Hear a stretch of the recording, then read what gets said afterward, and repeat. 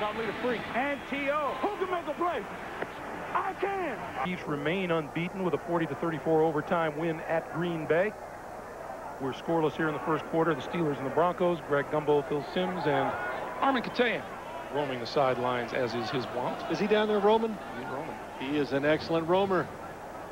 Right down there, got his suntan oil on this sunny day. Watching out for the horse. So Knorr will kick it again. A couple of big mistakes, the interception and the penalty where they had the Steelers backed up to their own 2-yard line.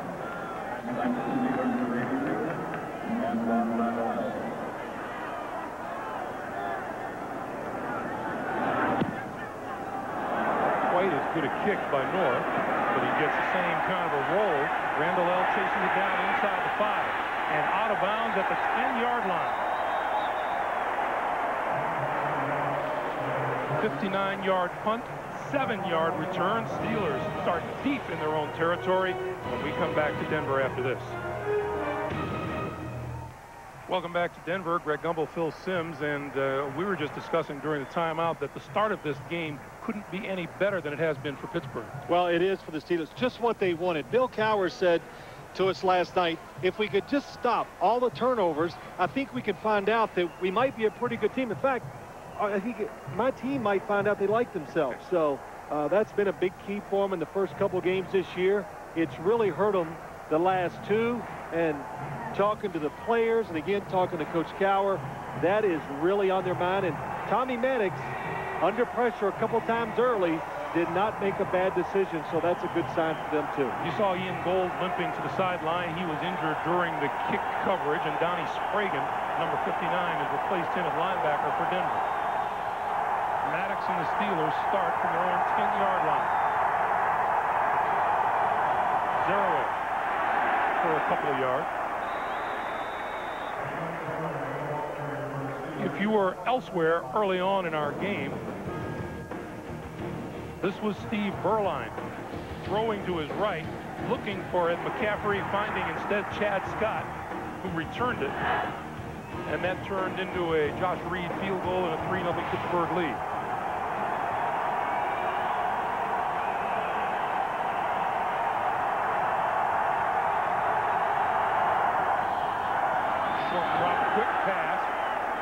To the 15-yard line, and a heck of a grab by Hines Ward because Kelly Herndon was all over it. Kelly Herndon, number 31, starting the day in front of Delph O'Neal. Watch number 31.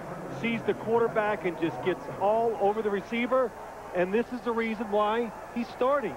Mike Shanahan said, I just had to start him because he has played exceptional football for the Denver Broncos team, and of course, especially the defense. What a grab under pressure by Hines Ward, 3rd and 5. That's been the difference. In my opinion, this Broncos defense can play better pass coverage than in years past. Penalty flags all over the field.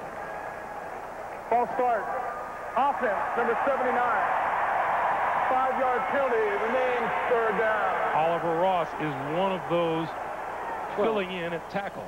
Think about Oliver Ross. Let's be in his shoes for a second. He's backing up, going to play left tackle. Well, there's another injury to Todd Fordham at the right tackle. He can't play. They go, hey, Oliver, move over to the right tackle for us now, would you? So what a tough position to be in. And then going against the Broncos' best pass rusher in Trevor Price. So now it's a 3rd and 10. You look at Denver's number on 3rd down. Maddox over the middle, hit his man out to the 30-yard line. Hines Ward with the catch and a 1st down. That is just making a play under pressure. First, you have really good pass protection. Watch the up front, Tommy Maddox, Hines Ward, he just sticks it in there. Terrific catch and a terrific throw. But it started with Tommy Maddox had the time. He had space. He needs both of those things to be a productive NFL quarterback.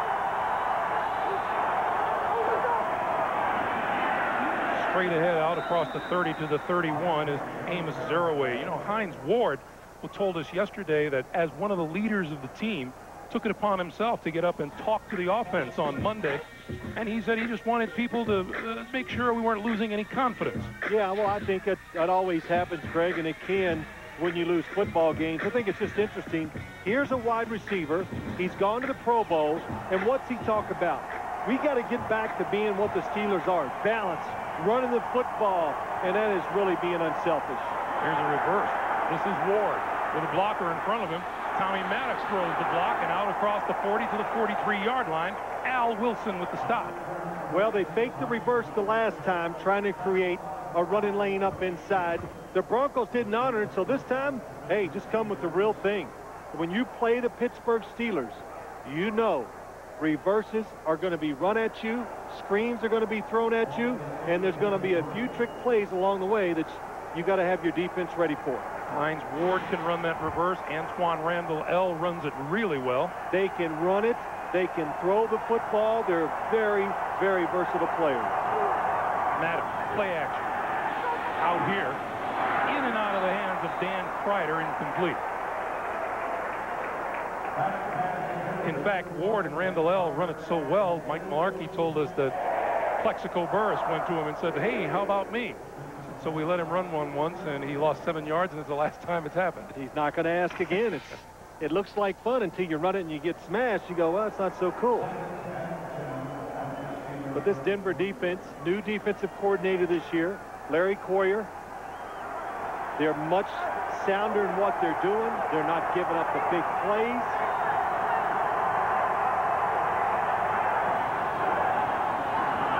Here comes another one. Lost the handle in the backfield. Hines Ward still dodging tacklers and now goes down at about the 36-yard line. And there's a penalty marker that flew in.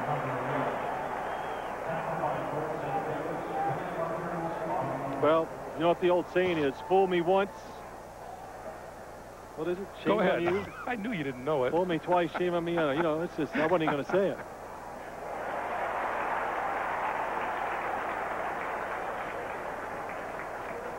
I'm sure they declined the penalty. Well, let's go look at it real quick. The Denver defense, they're fooled by the first reverse. Now watch it this time as it comes back this way.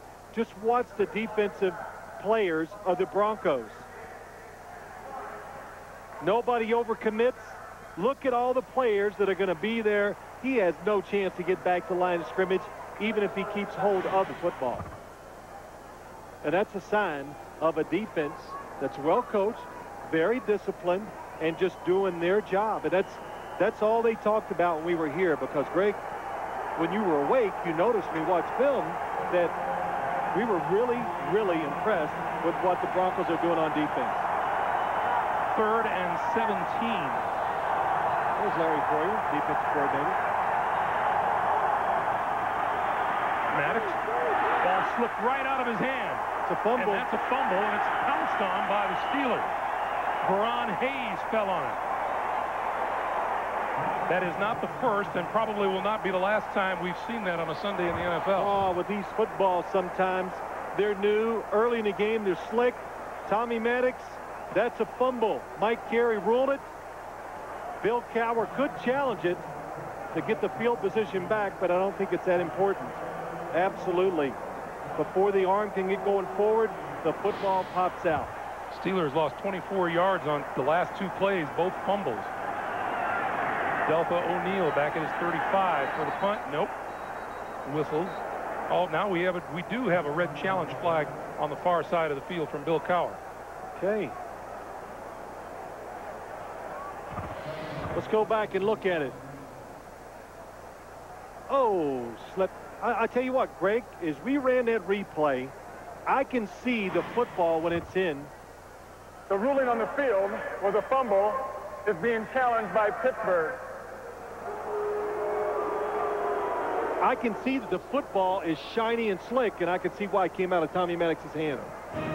Whose responsibility is it for buffing up those footballs? We'll talk about that when we come back. Leon, your reactions following today's devastating loss? Football's a team sport, man. So, I got to put the loss squarely on the shoulders of my supporting cast. Look, man, I've been carrying these guys the whole season, but I can't do it all. I need some help. So your 4 fumbles weren't a factor in your mind? Not if one of those other guys would have jumped on the ball. Again, Leon can't do everything.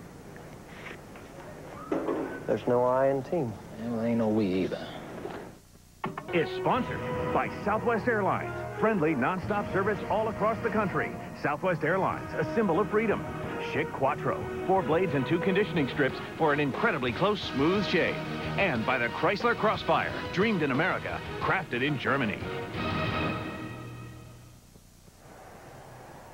We are under a review. The difference is 17 yards in field position. After reviewing the play, when the quarterback's hand was coming forward, the ball was not in it. Therefore, he threw it with an empty hand. The fumble is the ruling on the field, and it stands. Pittsburgh will be charged with a team timeout. Well explained by Mike Carey. And one of the telling signs is Tommy Maddox goes to throw the football, it goes sideways. It doesn't even go forward at all. So that tells you he lost control of it early. The quarterback's hand came forward. Therefore, the ruling on the field stands. A fumble. Pittsburgh is charged with team timeout. What an eminently forgettable series for the Steelers. Kreider dropped the pass out of the backfield. Hines Ward fumbled the reverse for a loss of 7. Maddox fumbled for a loss of 17 more. And to answer your question, the Denver Broncos are the ones that are in charge of the footballs, especially the quarterbacks, to make sure they're rubbed up, not slick or too hard for the other quarterbacks or their own quarterbacks to handle. And it's very clear that that isn't always happening around the league. It's a rule they need to change. Pittsburgh should have their own footballs for the game the way they want them, and the Denver Broncos should have their own set of footballs for the way they want them. This is O'Neal. He'll let it bounce, pick it up at 33. And it's down just across the 35-yard line by Chris Hope. 49-yard punt, 4-yard return. It's still Pittsburgh by 3. People are playing fantasy sports on CBS Sportsline. Don't miss out on your chance to get in the game. Check out all of the great fantasy sports games and sign up for leagues forming today by clicking on fantasy at cbssportsline.com. First down for Denver. Rod Smith going around the right side, breaks free midfield. Inside the 40-yard line for a first down. What a clever design by the Denver Broncos offense. The same holds true for the Pittsburgh defense as it does for Denver. We said earlier, they're fast, they like to attack, fake the reverse one way, and then go back to the original way. We saw it in practice, Craig. It looked wonderful, and it really works well here. Rod Smith, a tough receiver down the field, and he's a really tough runner with the football when he gets a chance. And we welcome you to the battle of dueling rushing wide receivers. It's a new thing in the NFL. You got to do it. Furline running out of time, pulls it down and slides down at the 33-yard line. Greg, defenses have gotten so good in this league. All you talk about, you know, someday we got to come on the air and go, you know, this defense is slow, because everybody says, hey, they're fast. This group's the fastest in the league, and it's all you talk about. So you got to find different ways how you can move the football, make the other side hesitate, make them be honest, and you do that most of the time with reverses to the wide receiver. We're inside the last 25 seconds of play here in the first quarter.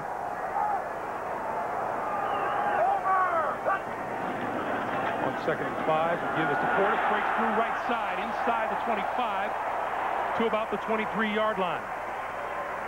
10-yard pickup and a first down. And with that, time winds down here in the first quarter. Only points on the board, the Steelers field goal. Denver threatens as we go to the second. That's the end of the first. The Steelers lead at 3-0. We'll come back to Denver after this. You're watching the NFL on CBS.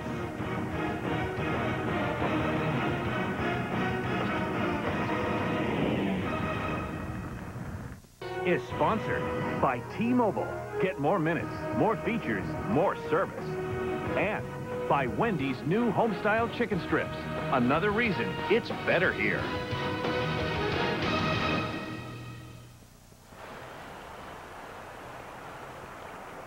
Well, welcome back. You just said it, Phil. That is absolutely beautiful, isn't it? Welcome back to Colorado. Denver Broncos had scored 52 points in the first quarters of their first 5 games, the most in the NFL, scoreless in the first quarter here. And as we go to the second, Clinton Portis is stopped as he approaches the 20-yard line. You know, Greg, early in the game I was talking about, we talked to Bill Cowher. It's so funny. We watched Denver practice, and Steve Berline was throwing seam passes after seam passes all day long. And we talked to Bill Cowher, and he goes to us, well, if Steve Berline is the starter, here's the quarterback. He goes, he's going to throw passes up the seams. We know that. And we look at each other, and you can't help but laugh. It's Jake Plummer. They're going to run bootlegs with Steve Berline. They'll throw it down the seams. And we had to, because we saw so many of them at practice, and the Broncos have tried 2 so far today with no success. On this drive, there have been 4 offensive plays. All rushes Berline to throw here. Throws to the far side of the field, and that's caught inside the 20, close to the 15 by Ashley Lally, the second-year wide receiver out of Hawaii. You know, I said earlier, and if you think back to last year, the New England Patriots and Oakland Raiders destroyed the Pittsburgh Steelers defense, spreading it out and throwing the football. Well, they got all that figured out, and they do such a much better job now. And throwing the football, even though people are hitting a high percentage, they're not getting a lot of yards with it. Yards-wise, the Steelers are ranked #1 in the NFL. 3rd and 2. Busting his way to the 11-yard line is Clinton Portis, and that's enough for a first down. Well, Clinton Portis, he's heard all about the linebackers for the Pittsburgh Steelers, this run defense. They're big, they're fast. And what did he say to us, Greg? Well, that might bother a lot of running backs in the NFL, but not me. We're going to do no tricks. I'm going to run right at them, and we'll see. Clinton Portis had so many good things to say. They asked him about a sophomore jinx. He said, I don't believe in sophomore jinxes, because if you think that way, then you think that everything you did your first year was just lucky. That's right. Good answer. Portis trying the left side. They've gotten about a yard or so. Well, he just met a few of those Pittsburgh linebackers that time. Too, it was kind of funny. Well, we had a good time. I don't see that he's in there right now. We talked to Casey Hampton, one of the middle guard for this Pittsburgh Steelers defense, but he talks about when you're on this defense and you're a defensive lineman, it's about protecting those linebackers. Bill Cowher, ever since he's been there, the stars of the defense are going to be the linebackers. There's Casey Hampton getting a little breather. There's Jason Gilden, one of those star linebackers. 2nd and 9.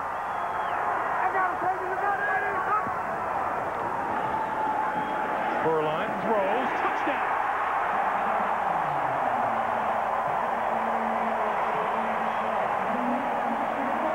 Shannon Sharp on the receiving end.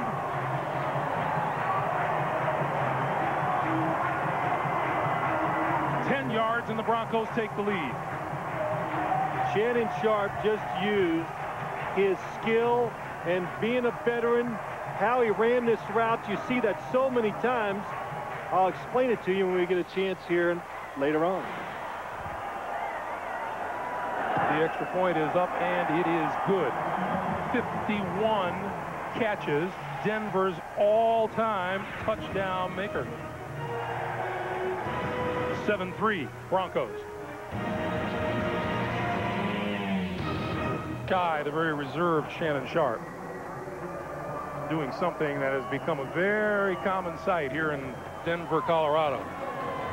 On the receiving end of a touchdown pass, 7-3 Broncos. The kick is short, and Dan Kreider picks it off. He's up to the 35 and to the 36-yard line. 15-yard return, good field position for the Steelers. Nice catch and touchdown by Shannon Sharp. Dave welcomes actress Halle Berry, plus 5-time Tour de France champ Lance Armstrong in the latest Survivor Castaway. Dave is all new Monday right here on CBS. Steelers start at their own 36. Antoine Randall L. is at quarterback in the shotgun. I think he's going to throw it. I think he's going to run it. Dutch is outside. He has some yardage out across the 40 and out of bounds at the 43-yard line, forced out there by Nick Ferguson. 7-yard pickup. You got to remember, Randall L. was a quarterback in college. So when they put him back there, he could do anything. Run it, run an option play if they wanted to. He did a lot of that in college, and he could throw it. But that just goes into the package, Greg, of, I don't want to say trick plays, but different plays that you have to be ready for when you play the Pittsburgh Steelers. Tommy Maddox now back in at quarterback. This is Bettis. And Bettis out across the 40, almost to the 46-yard line. He'll be about a yard shy of the first down. Greg, let's go back and look at the touchdown real quick. Shannon Sharp is going to go in and sit, fake going back, and then go the other way. Brent Alexander, number 27 on the outside. Oh, he's expecting him to come back. It's different from what the Broncos usually do. He usually goes in and stops and comes back from the way he came from. So the changeup surprised Brent Alexander for the touchdown. Straight ahead for the first down is Jerome Bettis as he fouls out to the 46. And let's check in for the first time today. Oh, the emails have been pouring in. Where's Armin? There's Armin. Armin. Well, I've been roaming around down here, Greg. You know, you're talking about Tommy Maddox. One of the things that Bill Cowher told us last night, that Tommy did not respond well to the criticism from both the media and the coaching staff after that loss to Tennessee a couple of weeks ago. He said Tommy put too much pressure on himself. He took it too personally. And during the week, Bill Cowher had a talk with him. He said, hey, listen, I've been fired 4 or 5, 6 or 7 times by the press in Pittsburgh. Part of being a #1 quarterback is being able to handle adversity. And he said Tommy did a much better job of not only connecting with his teammates, but really talking and being a much stronger person in the locker room during the week. Greg, back to you. All right, Armin, thank you. Well, on the measurement, I spoke too soon. You did, just short, and I think they'll go for it here. Yeah, Bill Cowher saying, yeah, go ahead, do it. I'll follow up with what Armin was talking about because there's a lot of good things to learn. And Tommy Maddox, just real quick, last year it was the fairy book story. This year, you're the starting quarterback from start to finish. And if you're a starting quarterback in the National Football League, just count on it. I don't care who you are, criticism is going to come your way. And you've got to learn to handle it well. Jerome Bettis is the deep back in the I formation. He's behind Kreider.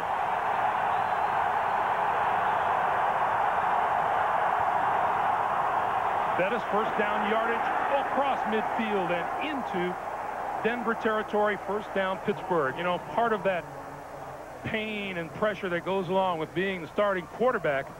Oh, we had a chance to ask Mr. Maddox about it. I think sometimes you can put too much pressure on yourself. I mean, I'm very fortunate to be surrounded by a lot of people that can make plays, and my job is just to get it in their hands and let them make the play. So, you know, it's a learning process, and you learn that through a lot of struggles. And, you know, I think we learn so much more through the struggles than we do the good times. Tommy Maddox, who is on the move now and throws it away, and a penalty marker is down in the backfield. Thrown in the general direction of Alan Faneca.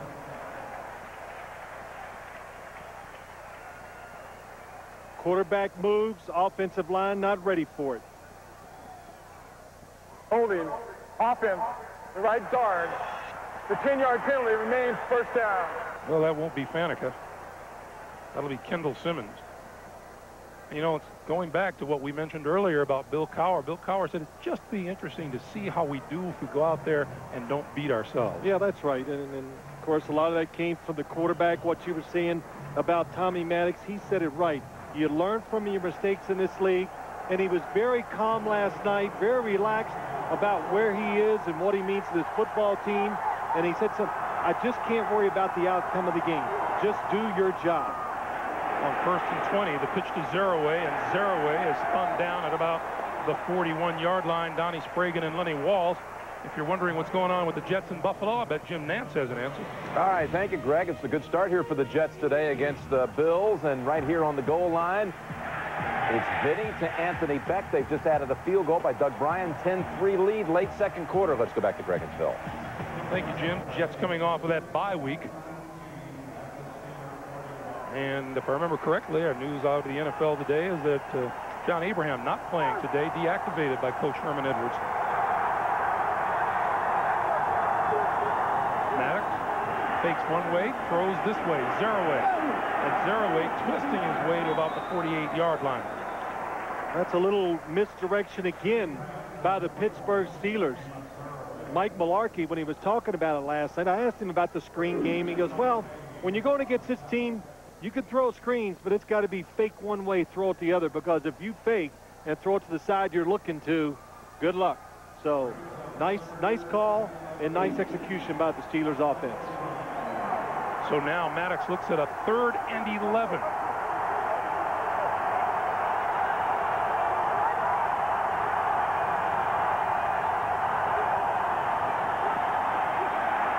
On the move. No place to throw it, throws it away. Under pressure from Al Wilson. Pretty good coverage downfield by the Denver secondary. There's good coverage because the weakness of this Steelers team, when it shows up, 3rd and long, because the offensive line, they protected them that time. They kept extra players in. You only send 3 receivers out against 6 defensive backs. Nobody has a chance to get open. So O'Neal is back at about his 10-yard line for the upcoming kick from Josh Miller. Oh, he skies this one. He's going to bounce inside the 5. And it's ruled a touchback. What a great try. 51-yard punt, and Ike Taylor was down there. Must have just stepped on the goal line as he hit it back. Ike Taylor is number 24. There's the foot on the goal line, and that's why we'll start at the 20. Pittsburgh has owned the football most of the time, but they've had 3 drives of more than 4 minutes, and every single drive has resulted in a punt. Every single one of those drives. First down from the 20. Burline, play fake, has time, throwing over the middle, intercepted. Brent Alexander returns it to the 20-yard line. Burline's 2nd pick of the day, and the Steelers are in business in Denver territory. Well, we talked about this improved Steelers secondary. What they're doing, Steve Burline is trying to anticipate the break by the wide receiver. I think it was Rod Smith. It is up top. Going against Dwayne, he slips. That allows Brent Alexander to come in there when you anticipate trying to anticipate the throws. Sometimes you're going to make mistakes. That was Kendrell Bell laying the block on Steve Burline, and now Maddox and company just inside the 20-yard line. First down, Steelers.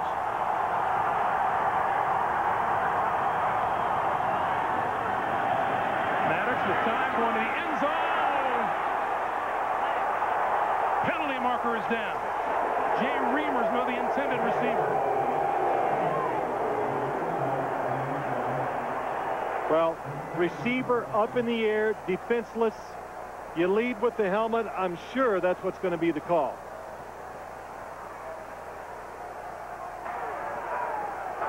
Personal foul. Unnecessary roughing. Defense, number 25. A helmet-to-helmet blow on a defenseless receiver. 15-yard penalty from the previous spot. In this case, half the distance to goal. Automatic. That's Nick Ferguson. Yeah, Greg, and it's a good call. Just watch the head of Jay Reimers as it flies backward. The top of the helmet hit him in the left side of the jaw. This call, it's been going on for years. You see it all the time. In fact, you see a lot less of it now than you used to, because defenders have learned to hit more with their shoulders instead of leading with their helmet in situations just like that. Second time the Steelers have begun inside the 20-yard line. Bettis and Kreider in the backfield on 1st and goal just inside the 10-yard line. This is the bus. Maybe a yard. Let's take just one more look at the penalty, because it is a big play. But Tommy Maddox throws it up. The receiver's in the air. He cannot protect himself. And people argue all the time, oh, it's a rough and tumble game. And I say this, hey, the safety of the players, wouldn't you think that's the most important thing first? And the NFL, the officials are trying to protect them, trying to teach the players to do it differently. They're learning. They're getting much better at it.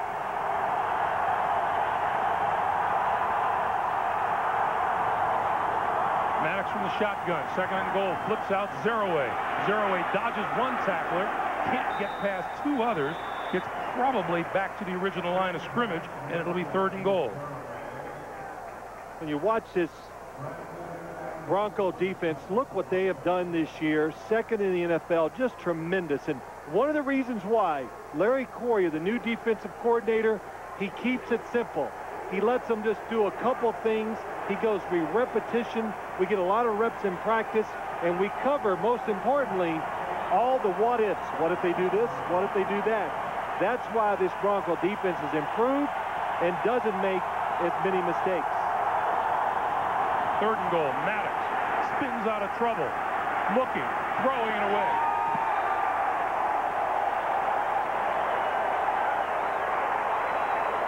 He couldn't look back, didn't have the opportunity. He had Hines Ward running free in the back of the end zone. Yeah, if he was made of rubber, he could have got that throw out there. But again, pressure, you look down the field, they're just doing a good job. Greg, and I told you, I didn't realize about the Bronco defense until we came and started studying this week, and they are impressive. So now Jeff Reed will line up a field goal from 26 yards out. Not a problem.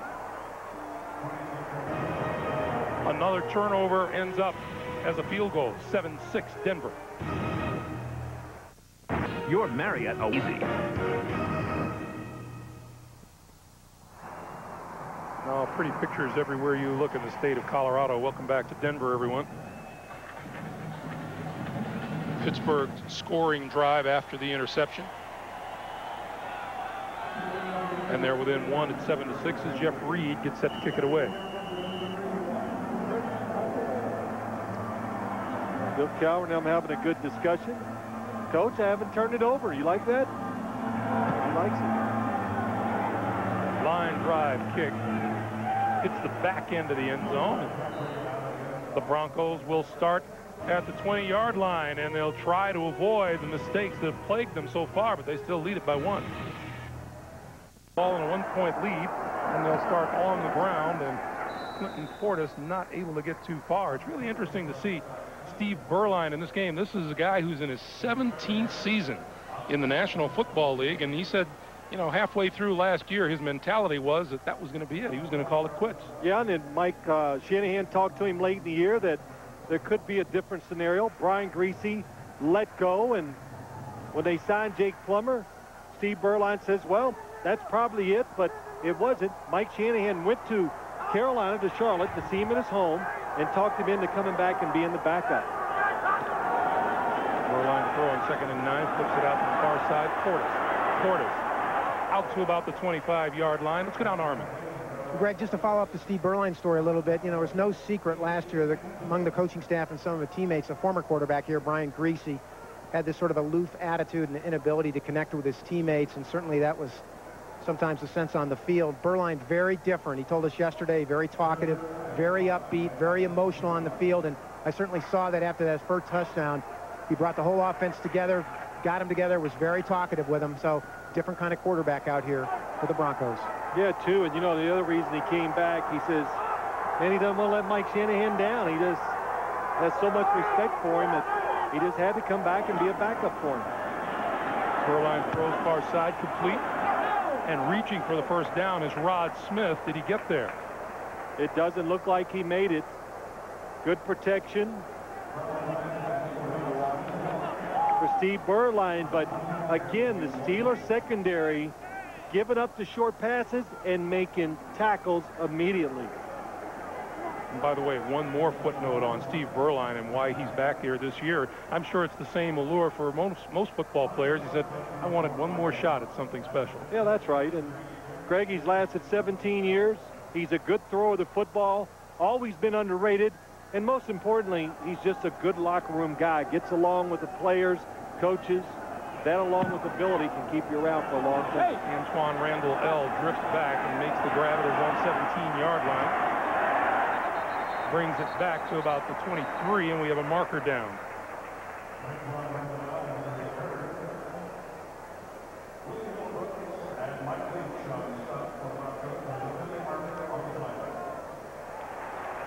It's against Pittsburgh.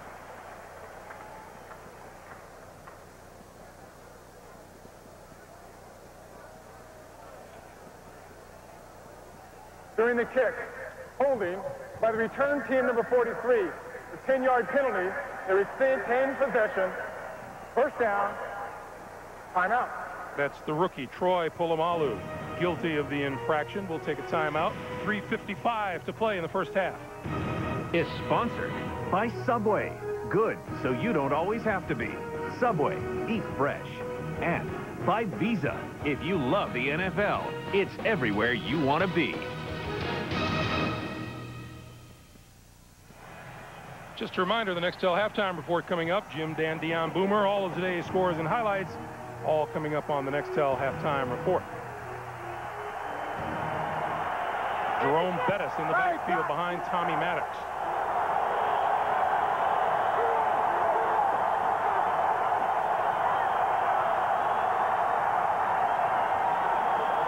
And this is Bettis trying the right side, and not much there as he's wrestled down.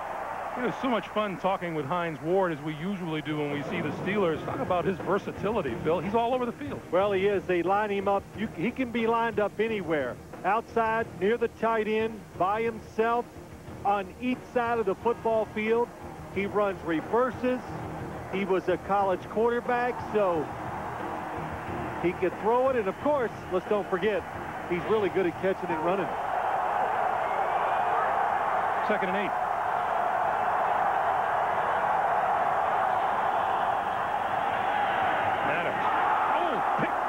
Picked off.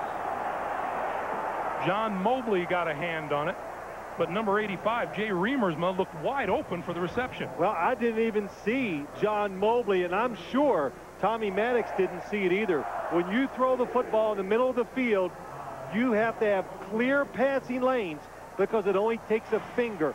Tip it up in the air, it's almost always intercepted. Tommy Maddox, very lucky. Maddox now looking at a 3rd and 8. And on 3rd down so far today, he's 2 out of 5 throwing, has been sacked twice, fumbled once. Too many long situations, tough. He has time, this time throws it down the middle, in and out of the hands of Hines Ward. Nick Ferguson was there with a legal hit this time. Yeah, good job by Nick Ferguson again, looking back. So he sees Tommy Maddox looking down the middle.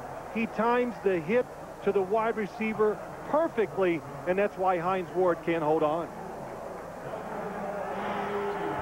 So Denver should come out of this with pretty good field position with 3:06 to play in the first half. That's a good offense we're watching from the Steelers, so it tells you this Bronco defense, I didn't exaggerate, they're pretty good. O'Neal tracks it down and takes it out of bounds. While we're in a break and a change of possession, a great night of television, CBS Monday begins with Yes Dear and Still Standing. Then it's the Emmy Award-winning best comedy Everybody Loves Raymond and the new hit comedy 2.5 Men, followed by Monday's #1 drama CSI Miami, plus an all-new Late Show with David Letterman. Monday here on CBS, America's most watched network. So during the break, I knew we were going to do this promo, and I said to Greg, have you seen some of those new shows? He goes, oh yeah, I've seen them all. Because, as I've said many times, his nickname around us is Nielsen, because not only does he watch the shows, he memorizes the line, and he critiques them all. So if we get a chance, I want to... There's a game going on, do you mind? Well, no. Sometimes we got to get away from it. From the 35-yard line, Erline steps up, throws over the middle. Nice grab by Ed McCaffrey. That ball a little bit behind him. He pulled it in at about midfield. Greg, you're right. Excellent catch by Ed McCaffrey, but watch Steve Berline. Stays calm under pressure, moves up, then makes a good throw to the open receiver going across. And McCaffrey not catching the number of passes he has in the past because Ashley Lee, last year's #1 draft pick, has taken some of those plays for him. That's McCaffrey's first catch today. The ball just into Pittsburgh territory at midfield. Trying to turn the corner. Penalty marker flies. Helmet goes flying.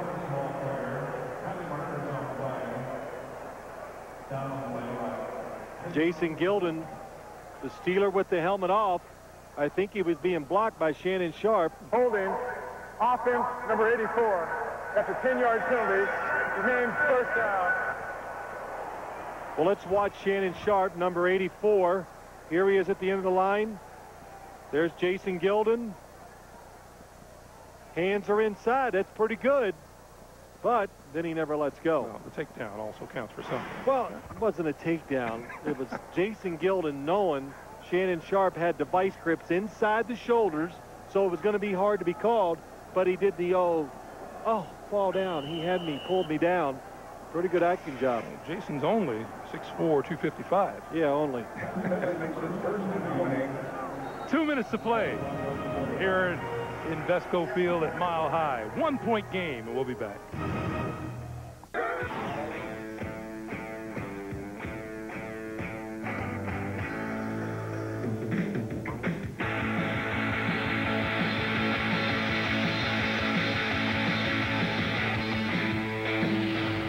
Steelers and Broncos have put on an entertaining first half here. You have the right word for it, Phil. It has been intense on the field.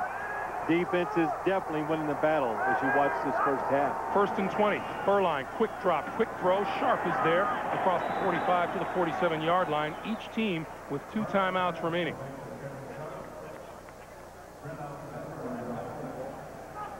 Pickup of 7 on the play. 2nd and 13. On the blitz. Incomplete. Number 85, Ashley Lilly, coming across the field. Steve Berline. Mike Shanahan told us that he is so tough. The one thing he will do is stand in the pocket and wait to the last second to make the throw. That time he showed it. James Ferrier coming free on the blitz. And Greg, we heard it from everybody with the Broncos. When you play a team like the Steelers, what makes it so difficult, they run a different scheme. 3 linemen, 4 linebackers. Which one's going to be the guy that blitzes each time, and it makes it difficult to figure out. 3rd and 13. In the blitz, incomplete. This time, Troy Polamalu, the rookie, out of USC, came untouched. Well, it's a good thing he does come untouched. Steve Berline, if you can protect, Polamalu's up top. Watch Shannon Sharp as he goes down the field. Here he is. Nobody's around him. That's who Steve Berline was throwing to, but the pressure on the quarterback makes it go incomplete. Nor to kick it. Randall L. back at his own 10-yard line. Line drive kick. Randall L. at the 9. And is down at about the 17-yard line. Keith Burns with the special teams tackle after a 9-yard return. And once again, the Nextel halftime report just around the corner with Jim, Dan, Dion, and Boomer. They'll have today's scores and highlights, and I'd say there's more than just a few highlights to show today. It's on the Nextel halftime report. Been an exciting day in the NFL, but Greg, just to go back, one way, and Mike Shanahan said this about his offense. He goes, the Steelers, I read the papers during the week, all they talked about was pressuring the quarterback. When the other team completes too many passes against your defense, the way you stop it, you get to the quarterback. They pressured Steve Berline, I think, today. They've had an extraordinary first half doing that. Well, not extraordinary, really good. Don't want to go overboard. Minute 25 to play.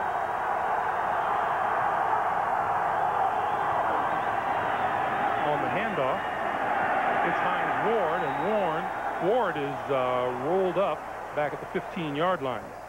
Lost 3 on the play. Well, you can see right away the intentions of the Pittsburgh Steelers. Let's play it safe, run the draw. You do that just in case he springs it for a 20-yard gain. And you go, okay, now we can maybe open it up and take a little chance.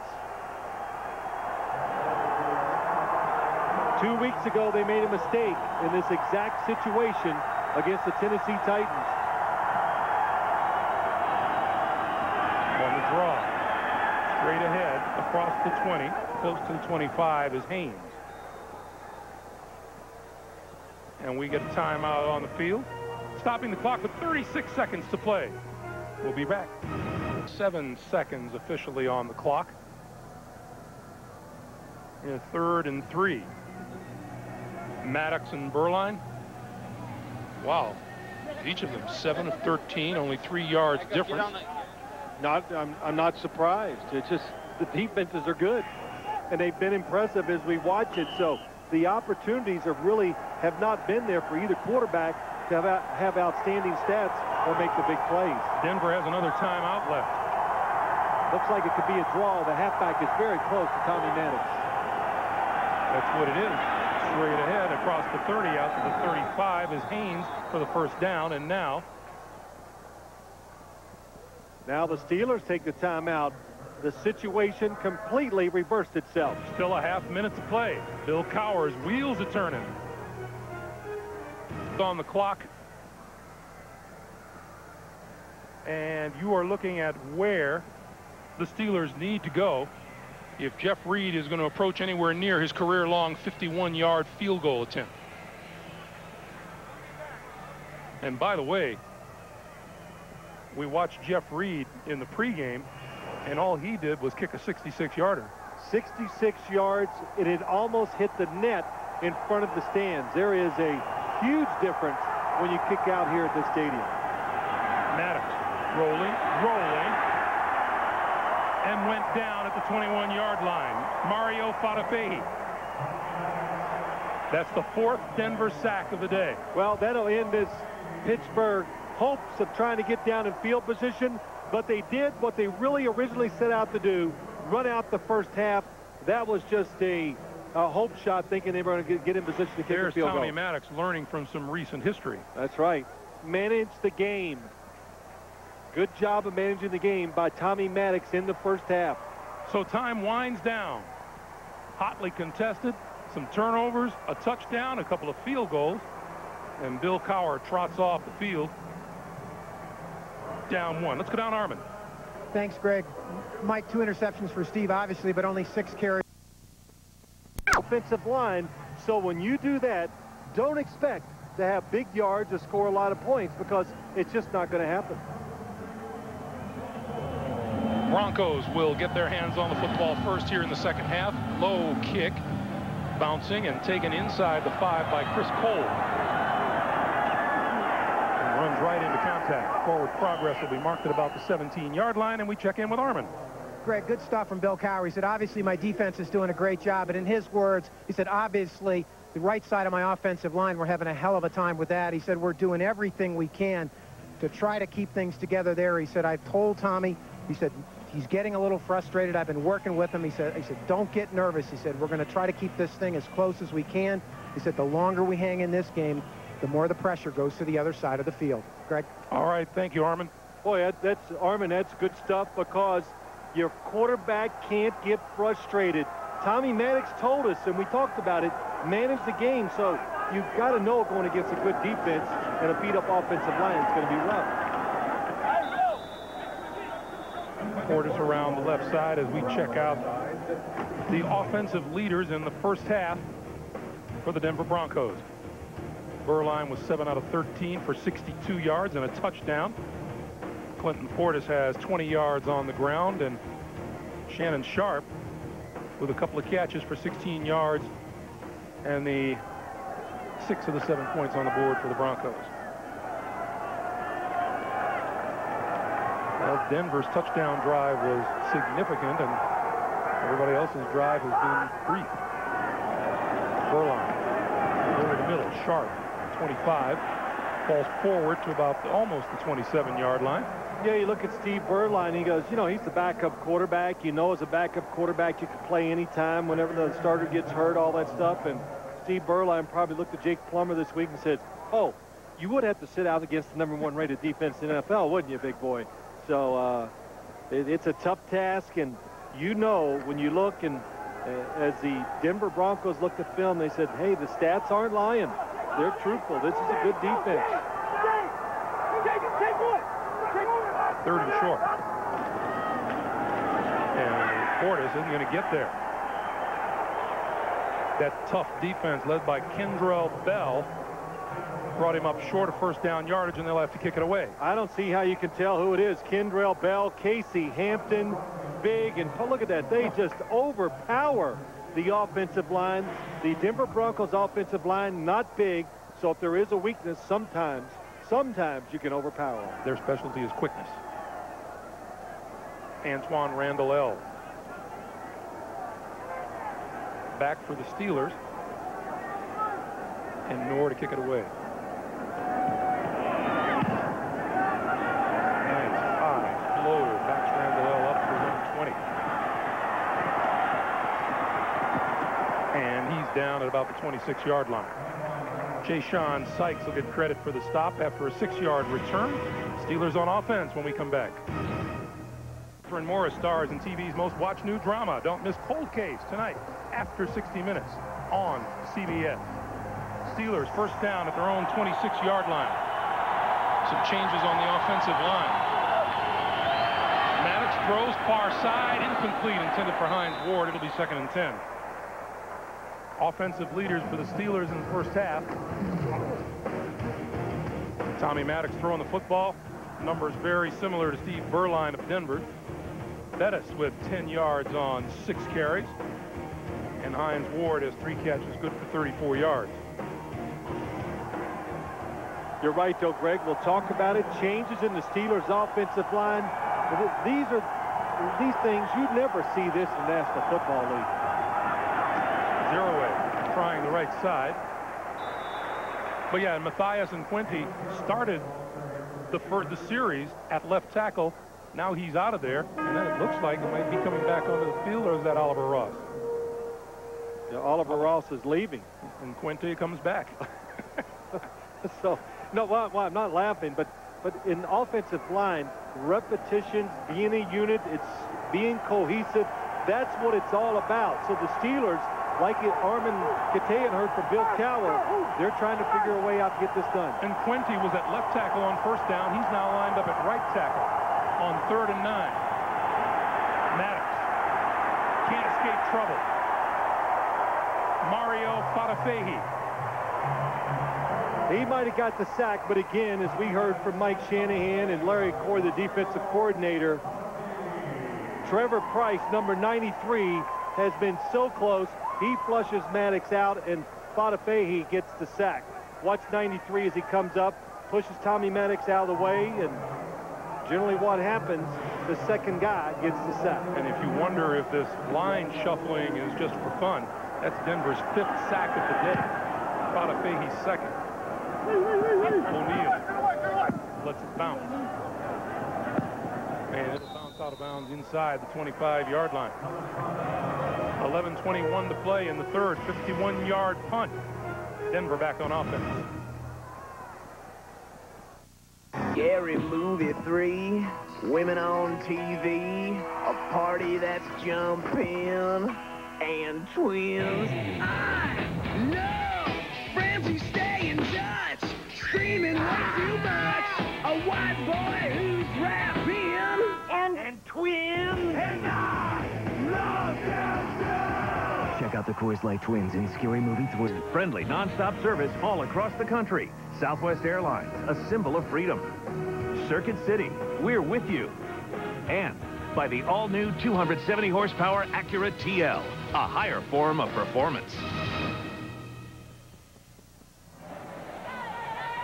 Welcome back to Denver. 11:21 to play. 3rd quarter. It sure is pretty out here in Denver. Excuse me, Greg. Broncos with the ball in a 1-point lead, and Berline back to work on offense to give is to Portis, who has not had the kind of day that he is used to having. He had 141 yards on the ground against Kansas City a week ago. Well, you know, one of the reasons why, Greg, he's having such a hard time today is they can't overpower Pittsburgh's defense, and they can't outrun it either. So it's making it hard to get yards when they run the football. And Casey Hampton, if you look at Clinton Portis, defensive tackle, said that you know, they don't really try to block you. They just try to get in your way, and the running back just, when he sees a little seam, he just takes off and goes through it. And there's a blitz that went bad. James Ferrier stepping all over the guys in blue and orange.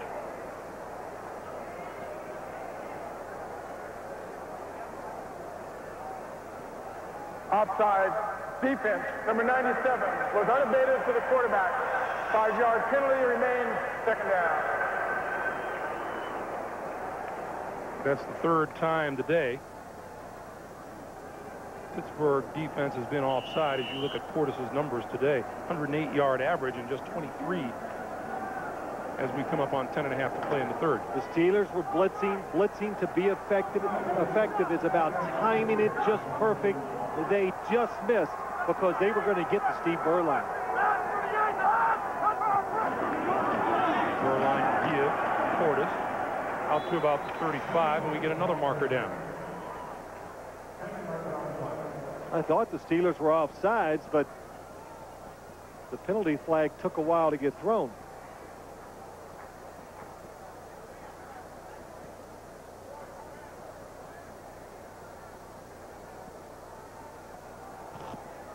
Offside defense, number 55. The result of the play is a first down. Penalty is declined. First down, Denver. Joey Porter is number 55. You can see the movement at the last second. Just crosses the line of scrimmage. Joey Porter, back visiting the city in which he ran into some trouble over Labor Day weekend, was shot. And his teammates were awfully glad to see him come back healthy. Yeah, just an innocent bystander or a random shooting. It wasn't intended to hit him. He just happened to be at the wrong place at the wrong time. On first down, they try to spring Portis again, and Portis was hit by James Ferrier, and we check in with Jim Nantz in New York. Jim. All right, yes, here in New York, Greg, the Bills and the Jets, and again, the Bills offense has just disappeared. How about Vinny and the Jets? For the second time today, it's Testaverde to Anthony Beck for a touchdown. They lead it 20-3 inside 7 minutes to play, third quarter. Go back to Greg and Phil. That week off did wonders for the New York Jets, didn't it? Yeah, it sure did. I wonder if Boomer Esiason's watching that game. He's complaining about every game he's watching is ugly. There's a theme there, Boomer. Figure it out. Beuerlein running out of time and goes down. Aaron Smith, number 91, registers the first Steelers sack of the day. Yeah, it's just good coverage down the field. Look how long Steve Beuerlein. Look, it's good. It's good. It's still good. But when you can't see where you want to throw it, you're going to get sacked. Casey Hampton getting double teamed. If the quarterback runs out there, he's going to make the tackle. And, well, that's tough. His number one priority, you see Kendrick Bell. It's hard to tell. He's a linebacker. He's so big. He looks like a defensive lineman. 3rd and 13. Beuerlein going deep down the middle. Penalty markers fly. Lee, the intended receiver, covered by the rookie Polamalu.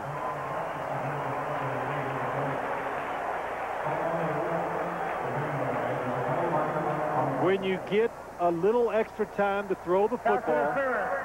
Defense, number 43, automatic, touchdown. Think about it. You're a defensive back, and you're covering a receiver down the field.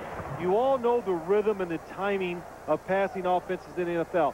Now, all of a sudden, you're covering him, you're going, what's going on, what's going on? You panic, and when you panic, you make a mistake, and that's what the rookie did. He reached out and grabbed Ashley Lee. Well, there's certainly been conflicting opinions on the progress of Troy Polamalu coming out of Pittsburgh. There are those who believe he's coming along very well, while others, taking note of the fact that he's a first-round draft choice, feel that he should be performing better than he has. We get a timeout on the field. 9:05 to play as the Steelers burn their first time dead. For the crime investigators, it's only the beginning. Mark Harmon stars in an all-new Navy NCIS Tuesday at 8, 7 Central on CBS. Now that's awesome. You know, it's rare that you see Mo, Larry, and Curly in the same place anymore. But you go to a game, enjoy it, and I like it. I want you to just look at the head on this guy. His head has got to weigh 20 pounds. But that's a good fan. Travel out here from Pittsburgh. He's got to carry that all the way back to Pennsylvania. He does. Steelers do travel well with the fans. First down. And a hole up the middle. Loose football picked up by the Steelers. Number 31, Mike Logan, grabbed it, and the Broncos turn it over. I think that's the first time today I've seen what I would say there's an actual crease in the defense for Clinton Portis to run into. But what happens so much, aggressive, good, talented defenses, they hit you when you don't expect it. And James Ferry, I think, number 51, comes from the side. He's not expecting it, and that's what causes turnovers. Aggressive, talented, fast players. Mike Logan there to pick it up, and Bill Cowher. Oh, he knows it. That was big. They had the Broncos reeling on offense. The pass interference gets them back where they got a chance to score. The Fortis does not lose very many fumbles. The third turnover by the Broncos today. Amos Zeraway is wrapped up and down at the 25-yard line once again to New York. All right, thank you, Greg. And here's the update from out in the desert. Arizona down 6, threatening to go in here, take the lead. But Blake is picked off by Chris McAllister. He's taken it back 83 yards for the touchdown. He is flagged right here for taunting. But the touchdown stands. Ravens lead it by 13. Back to Greg and Phil. All right, Jim, thank you. 2nd and 10 for the Steelers. Maddox, Kreider out of the backfield, across the 35, out to the 37 or 38-yard line. First down. Well, points out the turnovers today. The Steelers get an interception on the first attempt. They only get 3 points out of it. Good job of the Denver defense. Another interception deep in Denver territory. 3 and out, short field goal. The difference here is, of course, a turnover, but now they got a long field in front of them. First down.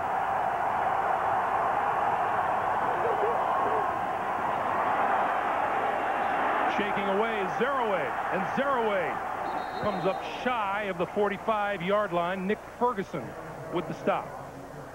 Do turnovers mean anything in the National Football League? When you get 1, you win 66% of the time. How about 3 or more? When you get 3 or better, you win 90% of the games this league.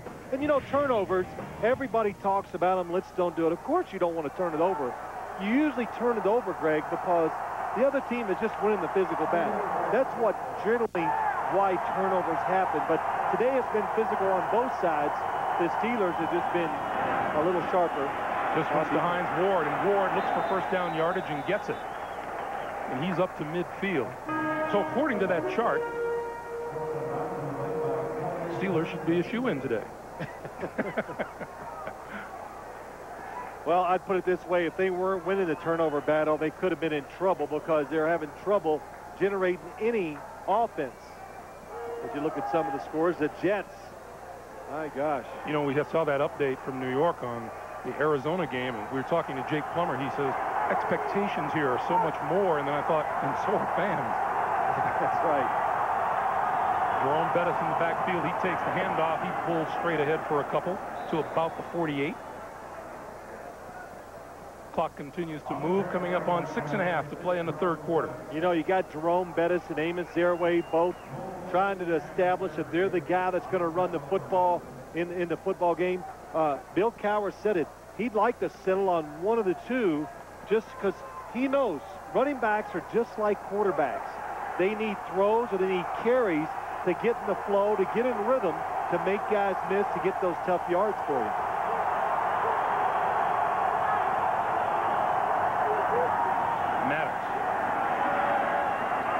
It's his tight end, Remersma, and Remersma upended at about the 42-yard line. Well, that's a nice catch. Nothing is coming easy for the Steeler offense. Tommy Maddox has time. Jay Remersma reaches back and makes a tough catch and then goes forward for a good yard or two. So it puts him in really good position on third down. Hey, they have been bad on third down today, and the reason is almost every one's been third, 8, 9, 10, 11, or longer. As you can see, it's been some lean days lately for Tommy Maddox throwing the football. 3rd and 1. Down he goes. Trevor Price, his 2nd sack of the day, Denver's 6th. What's going to be disappointing for the Pittsburgh Steelers offense is that Trevor Price comes inside. It's against Kendall Simmons, and then Jeff Hardings tries to get over and make a a block with him. But Kendall Simmons, he's been in there. He should be the one that's solid when it comes to protection. As we were leaving the complex yesterday, Trevor Price was climbing into his car, and he said, "What are you doing?" I said, "We just talked to Coach." And he said, "Is Coach happy?" I said, "Yeah." He said, "Then I'm happy." Yeah, that's right. He is having a terrific day, Trevor Price. O'Neal with a fair catch at the 17-yard line.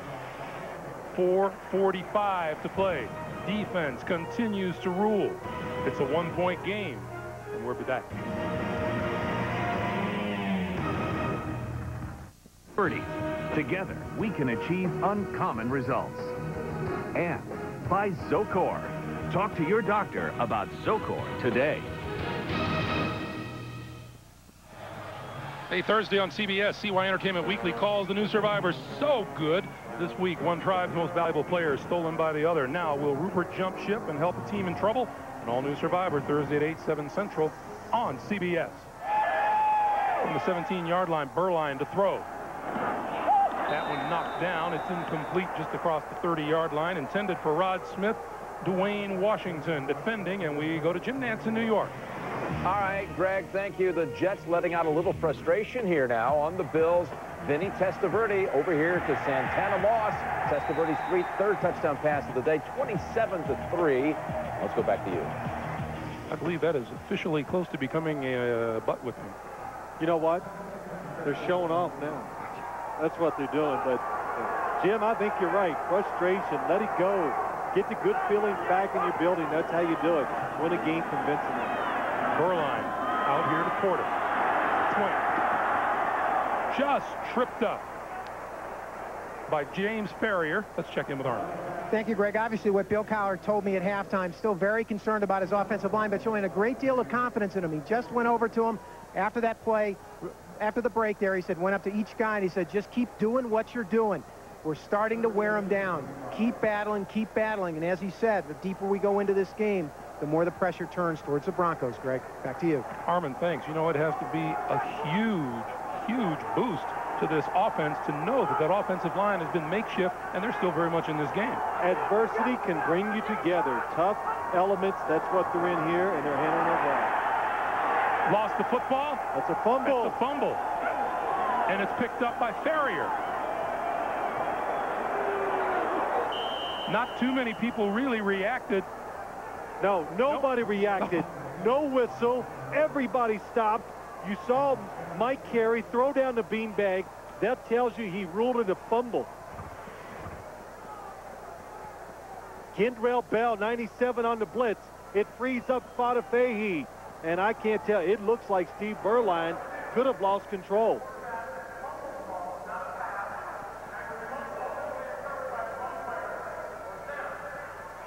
Oh, it's a fumble. You could tell the football came high. What a big break for the Broncos that somebody, I forgot who recovered the fumble. It looked like, well, one of his teammates recovered the ball. It was Shannon Sharp. Shannon Sharp on the ball. If you don't hear the whistle, keep playing. Well, I'll tell you what, both teams will see that on their films. That will be part of the speech. What happened? Oh, the football comes loose as he's bringing it up, so it's definitely a fumble. Good shot, Mike Carey throwing down the beanbag. James Ferrier, then he kind of stops. He's not sure. He dropped it again. And he did. Well, Tom Nalen, he realized, good job by him causing the fumble. You know, I believe Steve Burline, that ball came up out of his hand, and he tried to bat it forward to a receiver.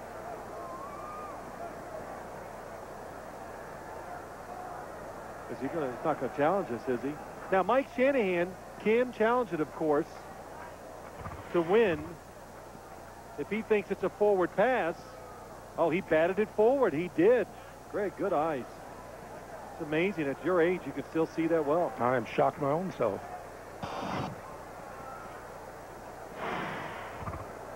That could be illegal batting of the ball. But once he lost control, it's a fumble. Even though he hits it.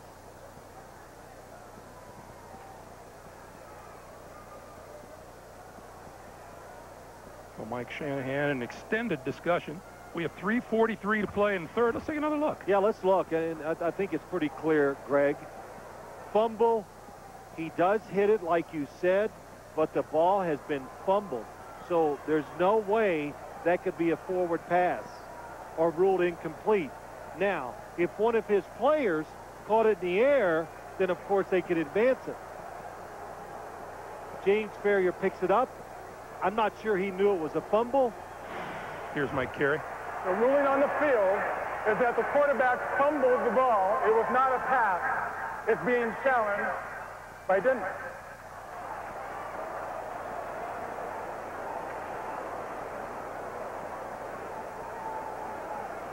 Well, while Mike Carey checks this out on replay, we'll take a break. 3:43 to play, third quarter.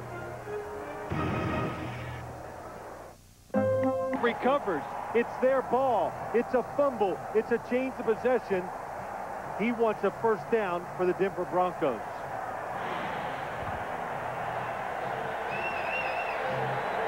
And Mike Carey going to talk it over a little bit more before rendering his verdict. Well, they're just trying to figure out where the ball is going to be spotted for sure. Oh, boy, this is going to bring some reaction if it goes Denver's favor from Bill Cowher. After reviewing the play, the quarterback did fumble the ball. It was recovered ultimately by the offense, fourth down. Denver will be charged with a team timeout. Oh, Mike Shanahan wants to talk to Mike Carey about it. Let's take another look. Well, so the feeling by Mike Carey is that this recovery by James Ferrier is not enough to constitute possession by the Steelers. Well, that's got to be it, that it's a fumble. It was never recovered.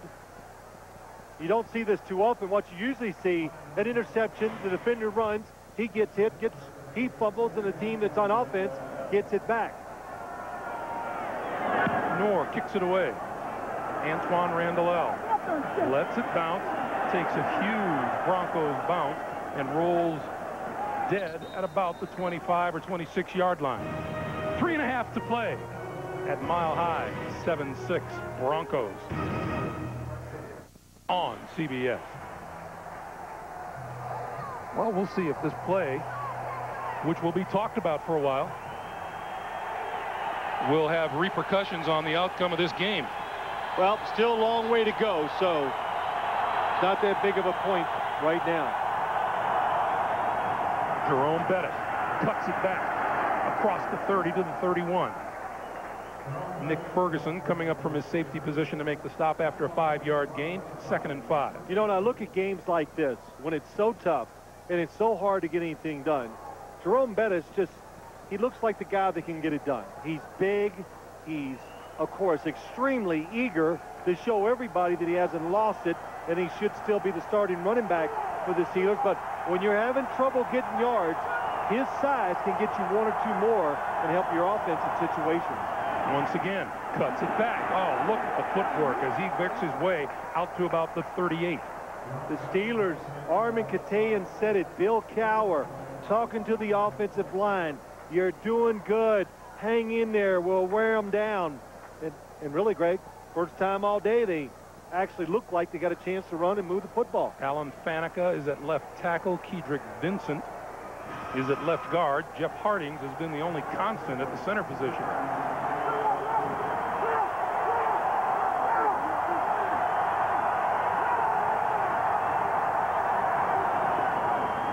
Ground game again. And Bettis, a yard, maybe 2. We'll call it a 1-yard gain. 2nd and 9. Trevor Price. We talked to Larry Coyer, defensive coordinator, and to Mike Shanahan. And now Mike Shanahan said he's had problems with Trevor Price in recent seasons. He wasn't going all out on every single play, and maybe the key was, hey, if you're tired, come out of there. We'll put someone in for you. Yeah, that's right. And you know, Greg, we've learned, and you talk to the coaches, when you don't hustle with the Denver Broncos, you will be called out in front of the whole team. So that's motivation enough. Maddox, wide open. Hines Ward across midfield into Denver territory for a first down. And real quick, to go back to the play, Greg, when we talked about the instant replay, Mike Shanahan challenging, the recovery of a loose football is not reviewable. The only time you can do it if it happens in the end zone and you're talking about a score. So that's why it was not reversed on the instant replay. Maddox. Reggie Hayward with the 7th Broncos sack of the day. What else can you want? Pittsburgh is running the football. They've got the Broncos thinking run. You run a play action on first down, and you can't block them. That tells you where your sore point is on your football team. So Reggie Hayward, he's made some good stops on the run game today, and they're getting a sack, having a solid day up front. Loss of 8, 2nd and 18. Zeraway back in the backfield for the Steelers.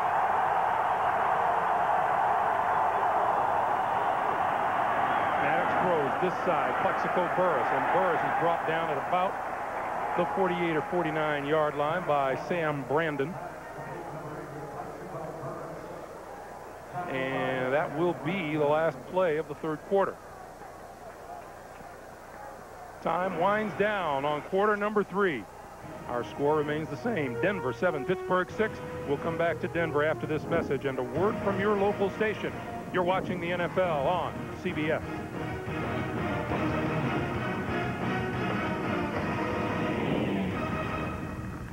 We're still talking about this play that was also questionable. Well, it was challenged by Mike Shanahan. Fumble. We thought it's about the recovery. Pittsburgh has possession. Then they fumble. It should be first down for the Denver Broncos. That is not challengeable because it's in the field of play. A loose ball cannot be a challengeable play. So our big question is, did Mike Shanahan know that? And if he did, then why did he challenge 1 yard difference between the fumble recovery and the line of scrimmage? Maddox going to go deep and overthrows Burris.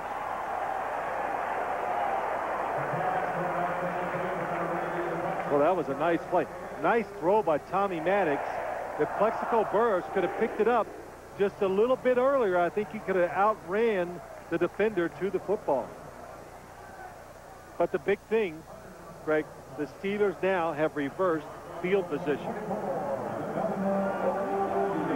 O'Neal back at his 10. Josh Miller to kick it.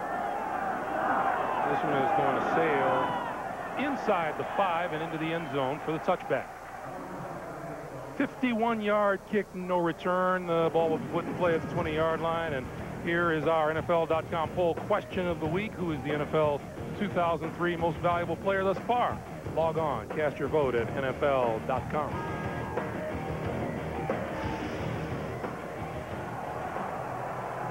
Well, the Steeler defense has played exceptional all day. And if they want to win this football game, they're going to have to continue it. And they're going to have to put their offense in a position where they only need 1 or 2 plays to get in scoring territory for a touchdown or a chance at a field goal. Because they aren't getting many more than 1 or 2 plays. Well, look at the offense today. Really, that's incredible. Pittsburgh Steelers with their wide receivers, their skill level. Burline had it knocked down at the line of scrimmage. Casey Hampton, big number 98. Well, let's look at big old number 98. We talked to him last night.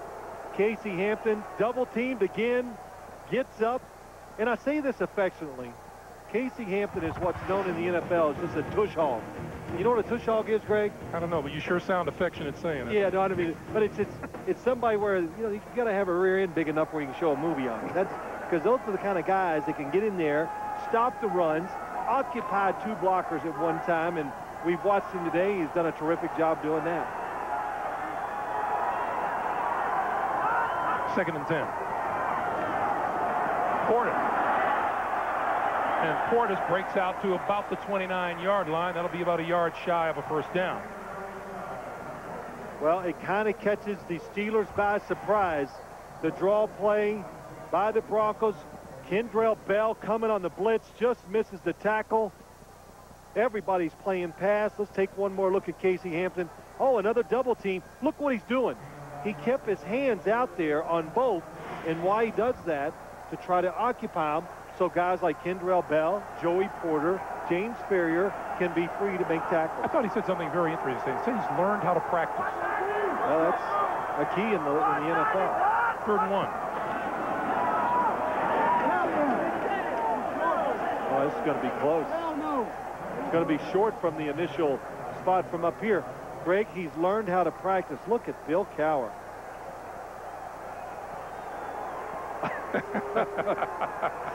Oh, come on, let him go. Let him run the field and get this.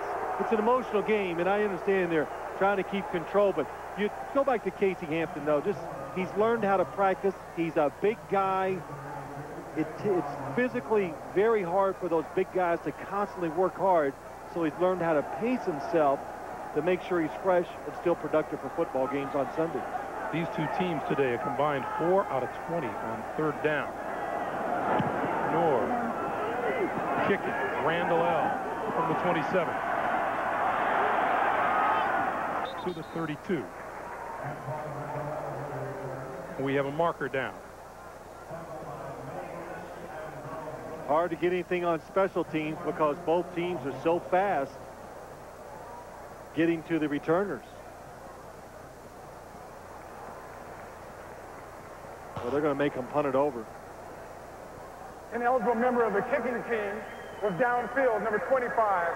That's a 5-yard penalty. Remains 4th down. Well, I think it's safe to say that Bill Cowher can use all the field position he can get today, especially here in the 4th quarter. A lot of time left. He's rooting for the punter just to whip it.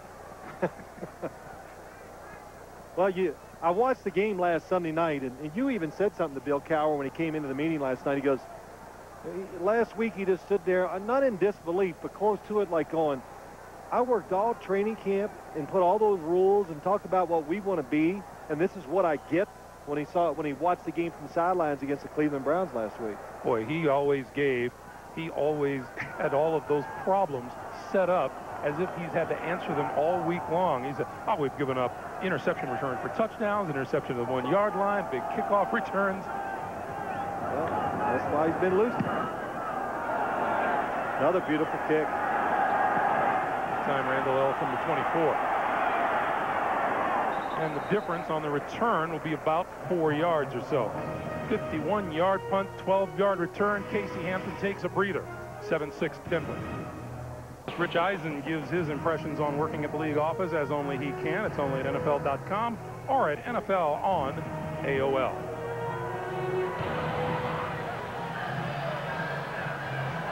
.12:47 to play here in the 4th. The numbers on Tommy Maddox. He's on the sideline. Antoine Randall L. is in the shotgun. They ran him last time. Will they change up this time? Will they do something besides run? He's going to throw it out to the far side. Hines Ward. And Ward forward to almost the 40-yard line. Well, that was a little change up. Run it the first time, but Denver not biting, staying back in good position on defense, waiting for the run. That's why when they throw the screen to Hines Ward, there's nowhere to go, really. And you could see the confusion a little bit in the Denver defense. Well, a little bit, but so they were confused, and they gave up 4 yards. Yeah. So it's really good reaction. Again, going back to the Denver theme on defense. Simple, don't make mistakes. They've done that today. Maddox on the roll, throw, complete, midfield. That'll be a 1st down to Hines Ward. Boy, nice throw. Tommy Maddox, boy, this is a homecoming for Tommy Maddox. He was Denver's 1st-round draft pick back in 1992. Played 2 seasons for Denver, started 4 games as John Elway's backup. He was actually out of the National Football League for about 5 years. He was the comeback player of the year in the 02 season, and he's just got a lengthy and varied resume. Bettis lost the football. Denver recovered.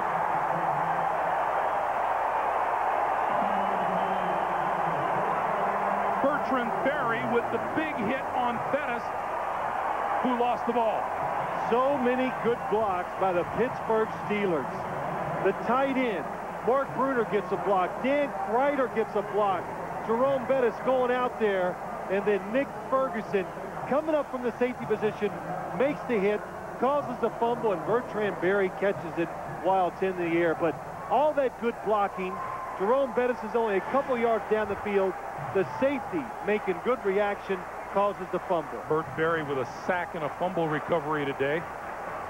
And this time, Denver gets the favorable switch in field position. They take over at their own 48.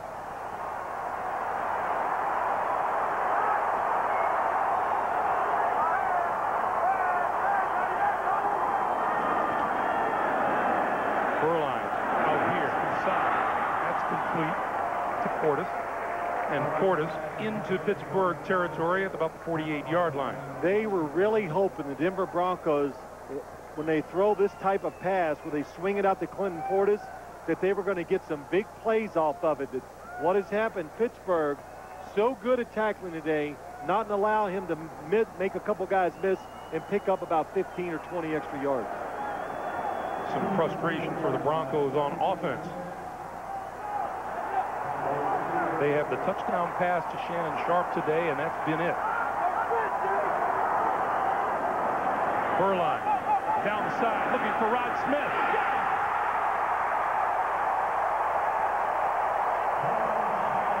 What a catch by number 80.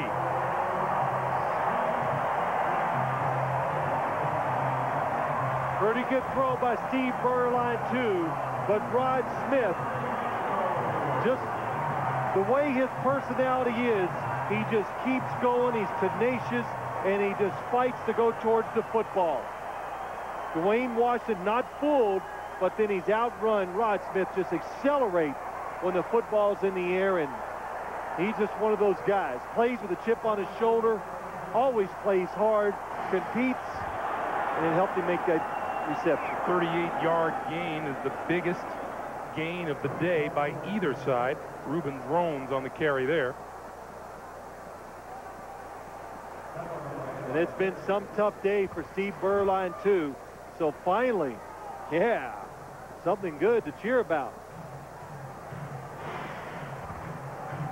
Steve Burline knows, too. He's watched the game. Be careful. He's just one or two plays away. Make one or two plays. Could be enough to win the football game for you.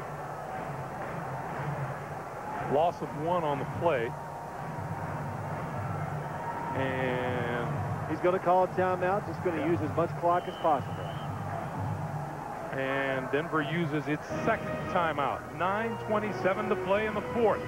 No room for mistakes here.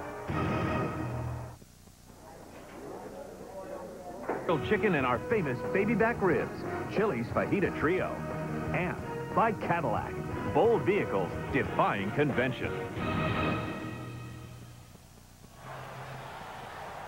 Back in Denver, 9:27 to play in the fourth. This is Rod Smith pulling in a 38-yard pass down the sideline from Steve Burline. And, of course, they have the football due to the fumble from Jerome Bettis. That's his reaction, having seen it. And what did Bill Cowher say to us? The crucial part of the game, he goes, we don't make the big play or the stop.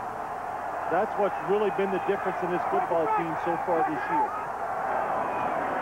Quick drop. Burline throws for Smith. Oh, what a catch! What a catch by Rod Smith. Touchdown!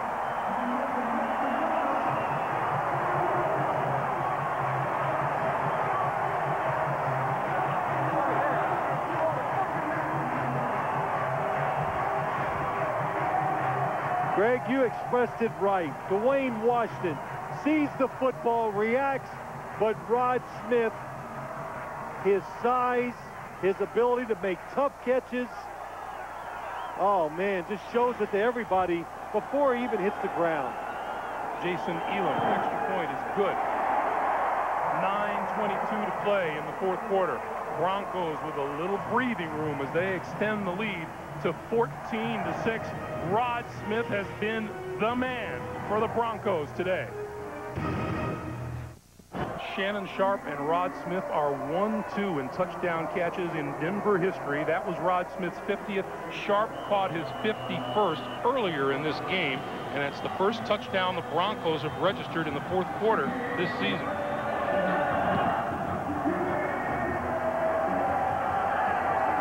Running start for Randall L at the 3-yard line. Out out across the 25. The tackle made by Chris Young, and let's go back to the catch. Well, we've talked a lot about the catch, Greg, but the throw by Steve Berline. Throw it high where your guy is the only one that gets a chance to catch it. Rod Smith comes through for him. And as you see Rod Smith pull that in, we have an injury down on the field as Rod Smith donates the football to a fan. And Jake Plummer ecstatic on the sideline. Oh, yeah, it's an exciting thing for everybody in a Denver uniform. You know, we had a chance. Well, as they look after Keith Burns on the field, we'll take a timeout. 9:16 to play. Applebee's Neighborhood Grill and Bar. Eating good in the neighborhood. Applebee's. And by Old Spice Red Zone. Spice things up.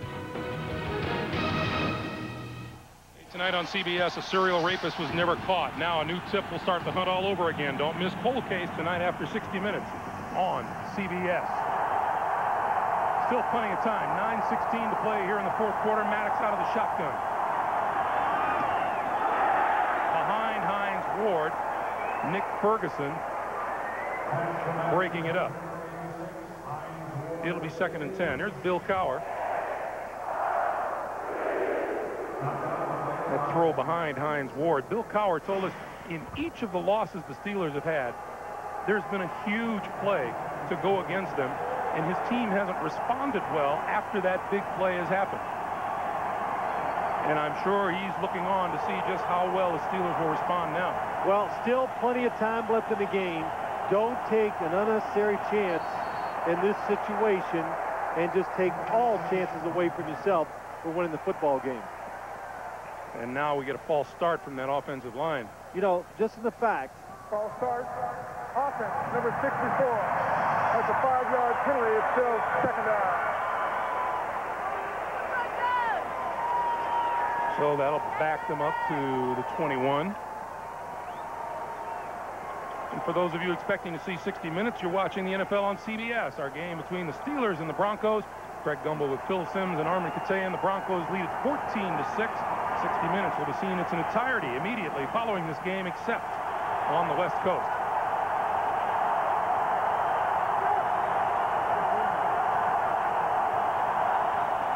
Another penalty marker.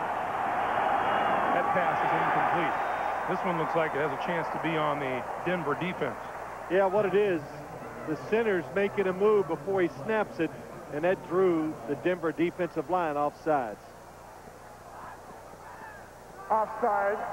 Defense, number 93. 5-yard penalty. Remains 2nd down. Making a move?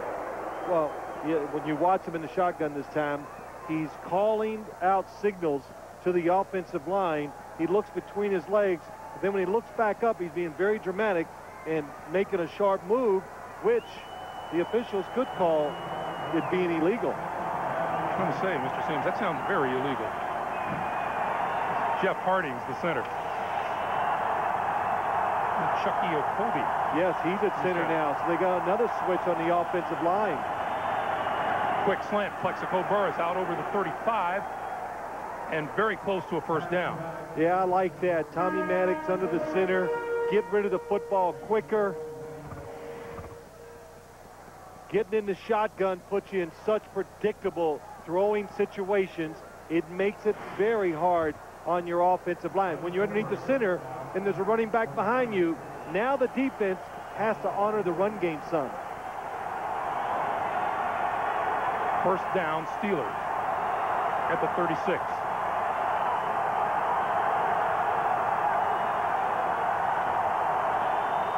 Zeroay. Back to the line of scrimmage, no more. Something we haven't seen, and we looked forward to it ever since we were able to anticipate it was going to be Lenny Walls, the cornerback for Denver, covering Plexico Burris. There's about 13 feet worth of people there. Yeah, there's a lot of people. Well, it tells you what kind of job he is doing. We haven't talked about it. Plexico Burris is not getting open. Of course, Tommy Maddox hadn't had a great deal of time either. 2nd and 10. Over the middle. Oh, nice job of pulling the ball in by Antoine Randall. With Al Wilson all over him. Yeah, Al Wilson, number 56. Good shot, just runs through the tackle. That's the best way to explain that. If you run fast enough and you're big enough, you can run through anything. That's the way he looks at it. Randall L. has been busy, but that's his first reception of the day. And Jerome Bettis doesn't cough the football up much. This one could prove to be costly. 3rd and 3. Maddox needs the 46-yard line for a first down. Burris made the catch. 40, 35, and a first down for Pittsburgh. One-on-one battle with Lenny Walls, and Burris wins this one. Well, you talked about it, Greg. They're both so tall. Plexico Burris at 6'5", Lenny Walls at least 6'4.5", maybe 6'5". Lenny Walls was in terrific position, but Burris just fought through his arms and gets the reception. 23-yard gain is Pittsburgh's longest gain of the day. Wherever you see Burris, that's where you'll find Lenny Walls. Bettis in the game. Bettis with the football. And wrapped up by Burt Berry after about a 1-yard gain. It'll be 2nd and 9. 6:15 to play in the 4th.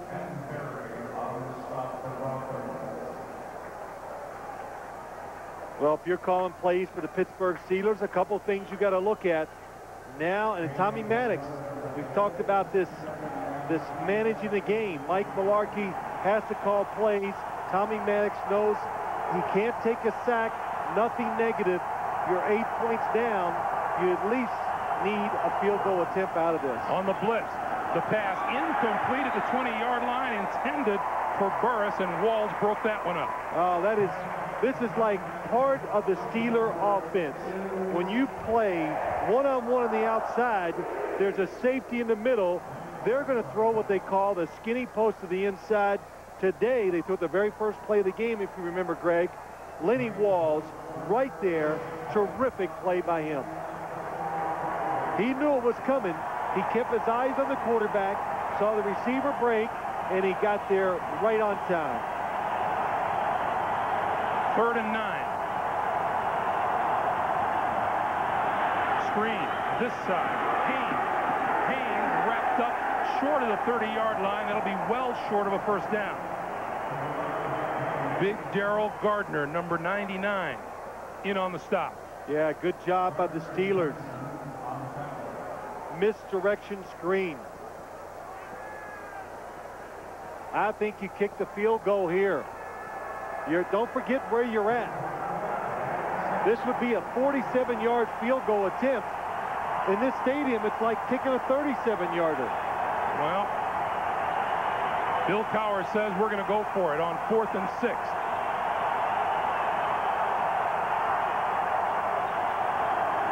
Maddox over the middle, complete. This is Hines Ward to the 15, to the 14-yard line, and a first down. Hines Ward, we said earlier in the day, watch where he's. Tommy Maddox is laughing. Here's why. Hines Ward comes out of the backfield. So now it confuses Denver's defense. Nobody covers him.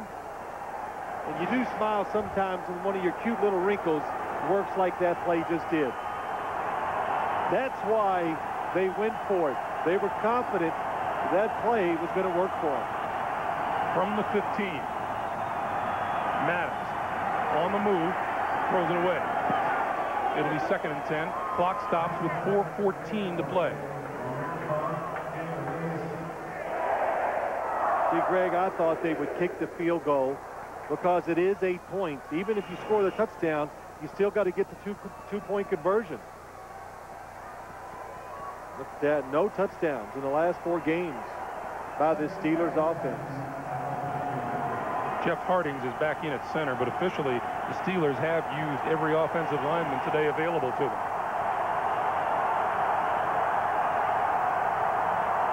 Second and 10.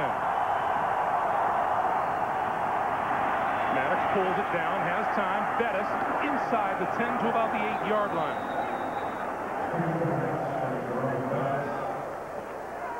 4 minutes to play. Timeout situation. The Steelers have 2. Denver has 1. Boy, in crucial moments here. Greg, you talked about it. Responding. That's what they're doing. But in crucial moments, they are giving Tommy Maddox the time to throw the football. Larry Corey, the defensive coordinator. Mike Mularkey, the offensive coordinator. Randall L. is in the backfield.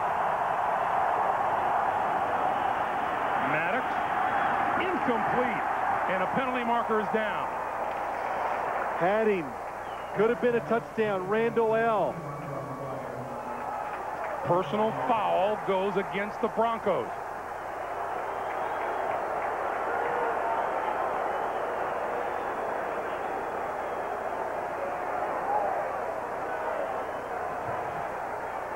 Personal foul, roughing the passer on the defense, number 68. Blows the face mask. Automatic. First down.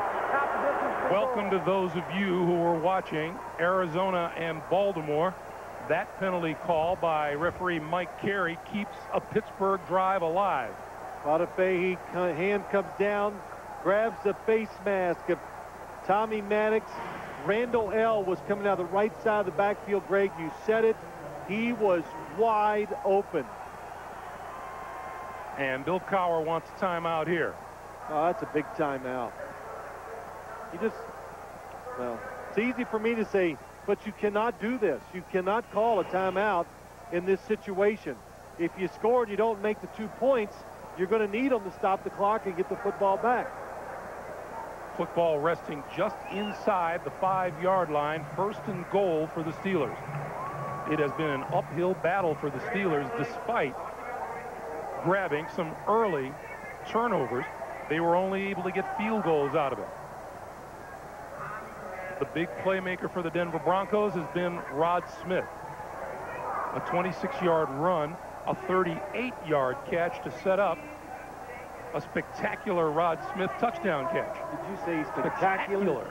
I think you did, didn't it? I think it qualified. It does, and I think the star for the Steelers, it's hard to say this when you give up that many sacks, but their offensive line is just, it's fought under extreme adverse positions, injuries, they're switching them around.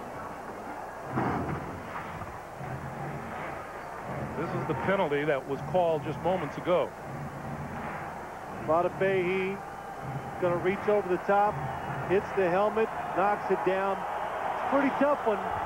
Just mix it, but anytime you hit the quarterback in the helmet, it's subject to a flag. 1st and goal, Jerome Bettis, right side. Still on his feet, reaches for the goal line, and he's just short.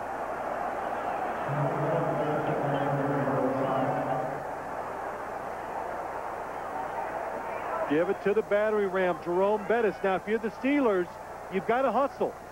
You've got to hustle to save time just in case you do not make this 2-point conversion.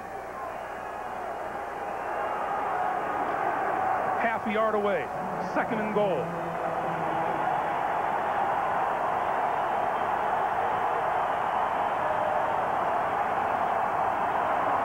Bettis. Touchdown.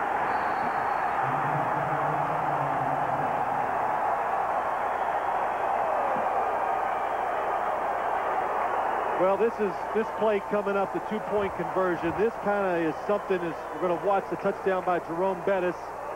He just gets lower than the defensive players. Hard to tackle him when he does that. But the Steelers have such a variety of options. The receivers who can do a little bit of everything. The plays by Mike Mularkey. Now, in the league coming into this week, teams attempting 2-point conversions were successful 40% of the time. 8 out of 20. This is the Steelers' first attempt this year. Bettis is in the backfield. Burris to the top of your screen. Hines Ward to the bottom. Randall L in the slot.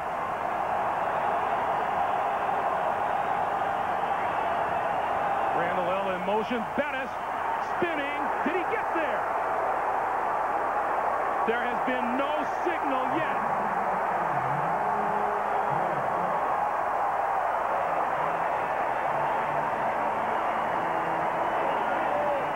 Kelly Herndon makes the stop. The officials are talking about it. Nice play, fake reverse. Kelly Herndon comes up and hits. That is... They are still talking about it. Watch it. Does he go down? He's on the back of the leg.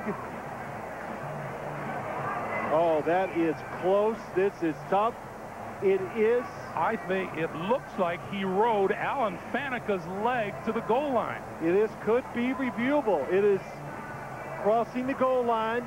He's on his rear. On the field, as the runner was not down by contact, but on body, rolled into the end zone. The ball came loose after it was in the end zone for a good extra point. Wow, they saw that with their own eyes. I got to tell you, that's impressive. Because I had to look a couple times on a replay, so the officials all over it. Look at Bill Cowher. He knows this could be a crucial game to their season. Alan Faneca on the ground. Jerome Bettis. That is one strong right ankle of Alan Faneca. Hines Ward told us yesterday, we've got our bye week coming up. We don't want to go into our bye week losing 3 straight with a record of 2-4. I'm sitting here, Greg, you're right. I'm just waiting to see if the Denver Broncos want to challenge this play. Mike Shanahan looking up at the board, and he's going to challenge it.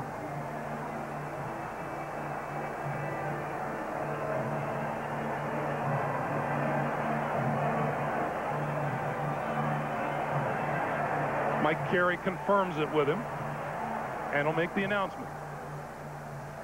The ruling on the field is a good extra point. It's being challenged by Denver. Well, this is an excellent challenge. Because it's only the game, you know, in balance. We've talked about it. You watch at home. Do you see anything on Jerome Bettis hit the ground that would cause him to be down? Mike Carey said it in his first explanation. He was on bodies all the way to the goal line. At least that's what it appears. And I have not seen anything that would make me rule otherwise. But you know, I will say this though too, Greg, and we do so many of these replays. It is amazing once the official makes his explanation, you go, oh, so nothing yet. His arm hits the ground, but when it does, it's across the goal line. When the ball hits the ground, that football is over the goal line. His right forearm hits.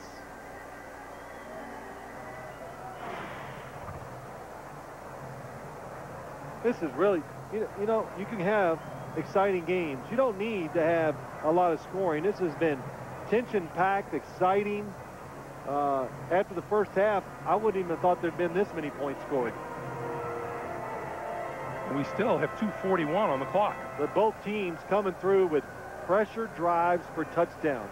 The Broncos after the turnover, and then the Steelers, Greg, you said they haven't been responding this year. That's what Bill Cowher said. Well, I think this drive says a lot. How about Tommy Maddox on that drive? 6. After reviewing the play, the runner landed on an leg and therefore was not down by contact. When the elbow hit, the ball had already broken the plane of the end zone, so it's good.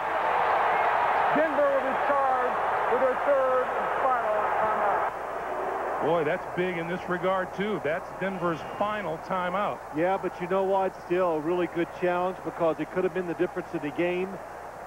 Denver loses their final timeout, but they have 2:41. They have the 2-minute warning, so plenty of time for them to get in field goal range for Jason Elam, which is anywhere near the 50-yard line.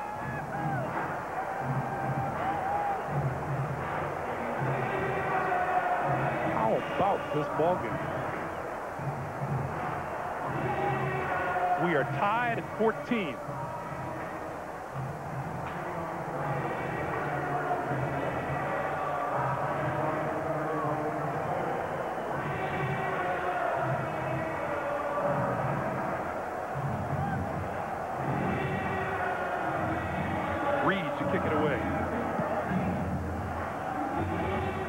Chris Cole, 5 yards deep in the end zone, will not run it out. Good decision.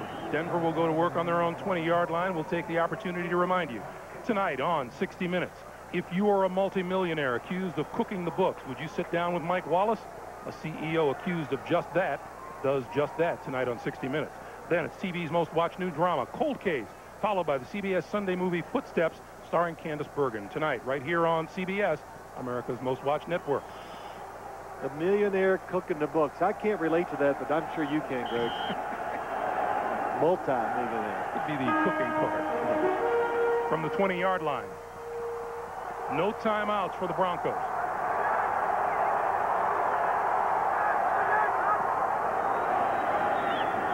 Burline to the far side. And that's complete to Clinton Portis, excuse me. Portis with a pickup of 1. It'll be 2nd and 9, and we are under 2.5 minutes to play. And there's a little strategy involved here. Well, not a little, a lot.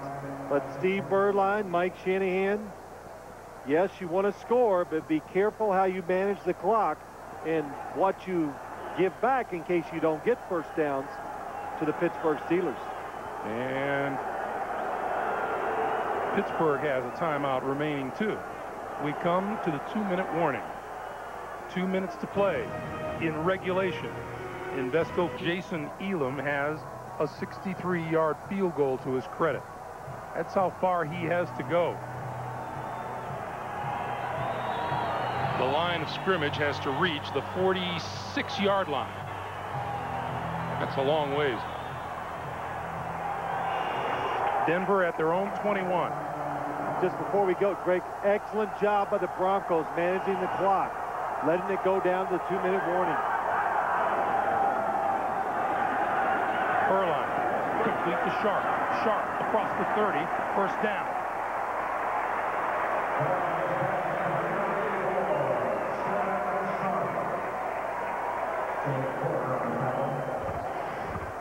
Pittsburgh playing it safe, give up the short passes. Shannon Sharp sees the open spot, he stops. Burline throws it out to the far side, and that's complete. And across the 40 is Clinton Portis. Appears to be enough for another first down. You got to remember, this is not a normal situation. If you're the Pittsburgh Steelers defense, you're here at Mile High Stadium. The football goes farther. You got a kicker who can kick it farther than anybody else. Burline to Sharp across midfield. They're in field goal range. That blue line on your screen is the point at which the ball would have to be, and that's exactly where it is for Elam to attempt a 63-yarder. Clock continues to move. 50 seconds to play. Burline out here, incomplete, intended for Sharp. That'll stop the clock with 44 seconds to play. Our stat maven Ethan Cooperson eager to point out that back in 1974, the first ever regular season NFL overtime game, Pittsburgh Steelers here in Denver, it ended in a 35-35 tie. Isn't that something? That Ethan is something. About time he came through with something good. The thanks of a grateful nation. No, it is. It's great. That's interesting stuff. And again, you got to remember who you're playing against, the situation. They're not going to blitz. They're going to sit back and play pass coverage. 2nd and 10. Burline overthrows, almost intercepted. Brent Alexander had it and dropped it. Steve Burline, knowing he's going to get hit, puts just a little bit extra on it, overthrows the intended receiver, and a dropped interception that could come back and cost you the game.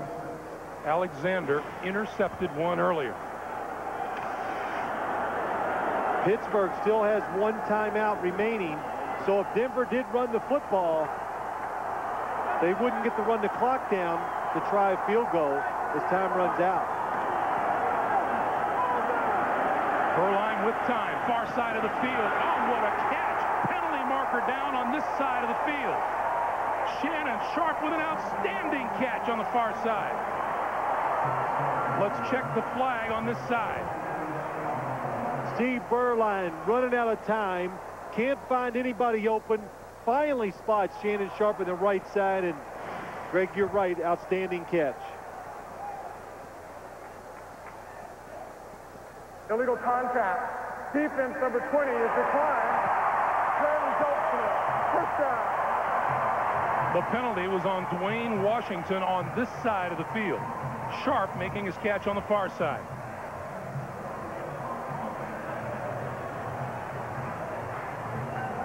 Woo. You know, I'm not going to argue calls, but it's a tight game. No factor in what's going on, and it's not an egregious foul by the defense. It would be about a 54-yard field goal from here. First down, 31 seconds on the clock.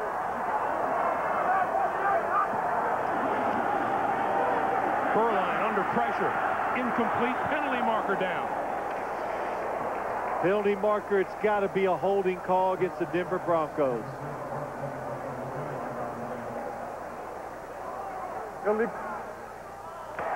As I said, I was going to say to myself, don't guess a tease.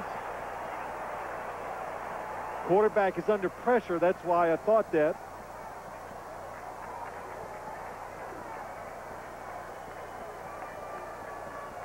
Illegal hands to the face. The defense, the right defensive tackle. 5-yard penalty, automatic. First down. Well, Bill Cowher went from who earlier in the game to what did he do here?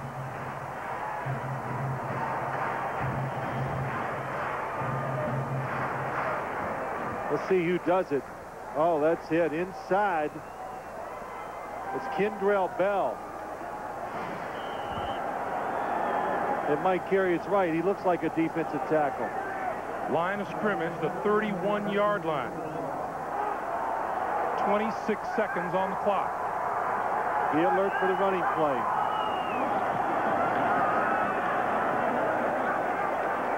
Portis.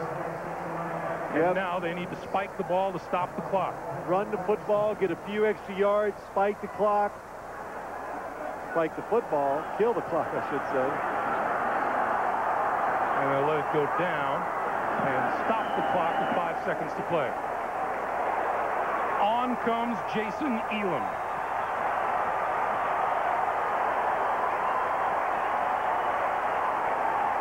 Jason Elam, in his career, you see how well he has performed.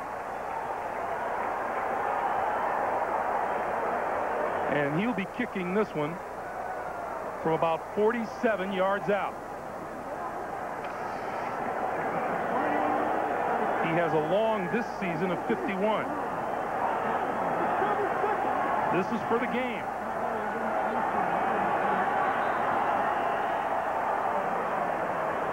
And Pittsburgh uses its final timeout.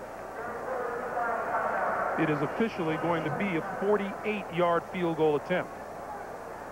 Terrific drive by Steve Berline, managing the clock right from the start by him and Mike Shanahan. Calling the right plays. Got one huge break, though. Brent Alexander dropping the interception. If you're wondering about Jason Elam, you know he has the record-tying 63-yarder. He has kicked 30 field goals of 50 or more yards, and that's number 2 all-time, only to Morton Anderson. This one's going to be just inside 50 at 48 yards.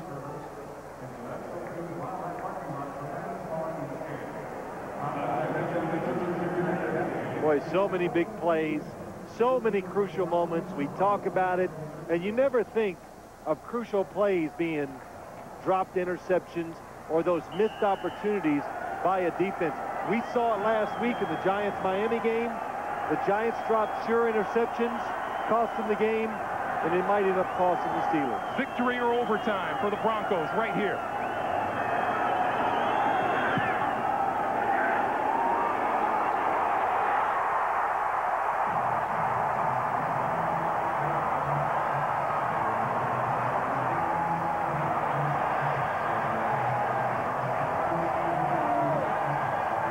Jason Elam with the game winner from 47 yards.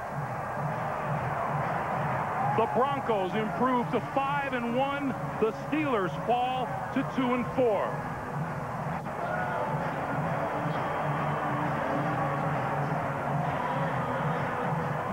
Elam's 47-yarder is the difference. A valiant effort by the Pittsburgh Steelers. A fine comeback by Steve Berline and the Denver Broncos. Bill Cowher sees another tough loss go into the books, as does Pittsburgh quarterback Tommy Maddox. What a game here at Invesco Field at Mile High Stadium. For Phil Simms and Armin Katayan, Greg Gumbel saying so long from Invesco Field at Mile High in Denver. Our final score, the Broncos 17 and the Steelers 14. Stay tuned for 60 minutes, except on the West Coast. Thank you for joining us, everyone. You've been watching the NFL on CBS.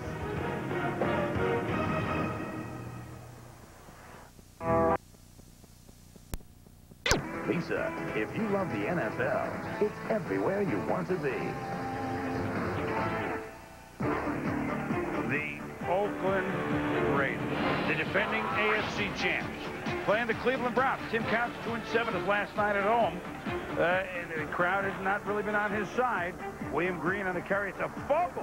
Anthony Dorsett picks it up, and Oakland in business. The Oakland Raiders know they get the Chiefs next week. Maybe they can get back in this thing, but how far have they fallen? Rich Gannon goes to Teo Johnson for the touchdown. Teo. Raiders lead it 7-0. It's a 10-yard pass. Rich Gannon great at this. You see him spot shadow, getting away from the initial rush, could run it in, look at the open area to his right, decides to throw it, and that's a perfect pass out in front of Johnson. Big play of the game, Brown special teams, down 7-3. It's a field. No, Chris Gardocki, the holder, pitches to the kicker, Phil Dawson. Dawson creeps his way for a first down, and Butch Davis says, way to go. Next play, buoyed by that. William Green, touchdown, 10-7. With a score 13-7, the Raiders, really, in many ways, maybe their season on the line. We'll come back and look at on 3rd and 15. Gannon to Charlie Garner for 14. 4th and 1, they're going to throw it, Tom. Then they do get it to Garner, first down. Now, tick, under a minute to go. Gannon, Tim Brown. Ooh, he had a step but too far. Same drive, 4th and 1. And he looks to Jerry Rice, and he's made this catch a million times. They look at it again, and what is it? The knee with the foot up, right? Well, one knee equals 2 feet. We've heard it a lot of times. Looked like Jerry got his knee down. Cleveland wins 13-7. William Green, 145 yards. This is an amazing stat. I know Cleveland missed a few years in franchise history, but 2 straight 100-yard games for William Green. The first back-to-back 100-yard games by a Cleveland back since Evan Mack in 1986. Now, Tommy. I see it. 19 penalties, 5 on consecutive plays. Their last time they covered, along with the Swami, was in the playoffs. What is going on there? And then look at the other number, the 28 rushes for 51 yards from Charlie Garner. Yeah. Bears, Saints. This could be fun. Today, Olin Craig snapped over Cordell Stewart. He gets back on it. Bears lose 22 yards on the play. I think we're punting. Second quarter, Saints ball. Aaron Brooks showed a little bighorn. And it's a drop. Just shows a good receiver, but he just dropped. 6-3 Saints third quarter. Cordell drops back, hit by Fred Thomas. Fumble! Melvin Williams picks up the second fumble of the day by Cordell. Ensuing drive, Brooks. All day. Ernie Conwell touchdown. Brooks 2 touchdown passes. Not great, but they win. Deuce McAllister won 16.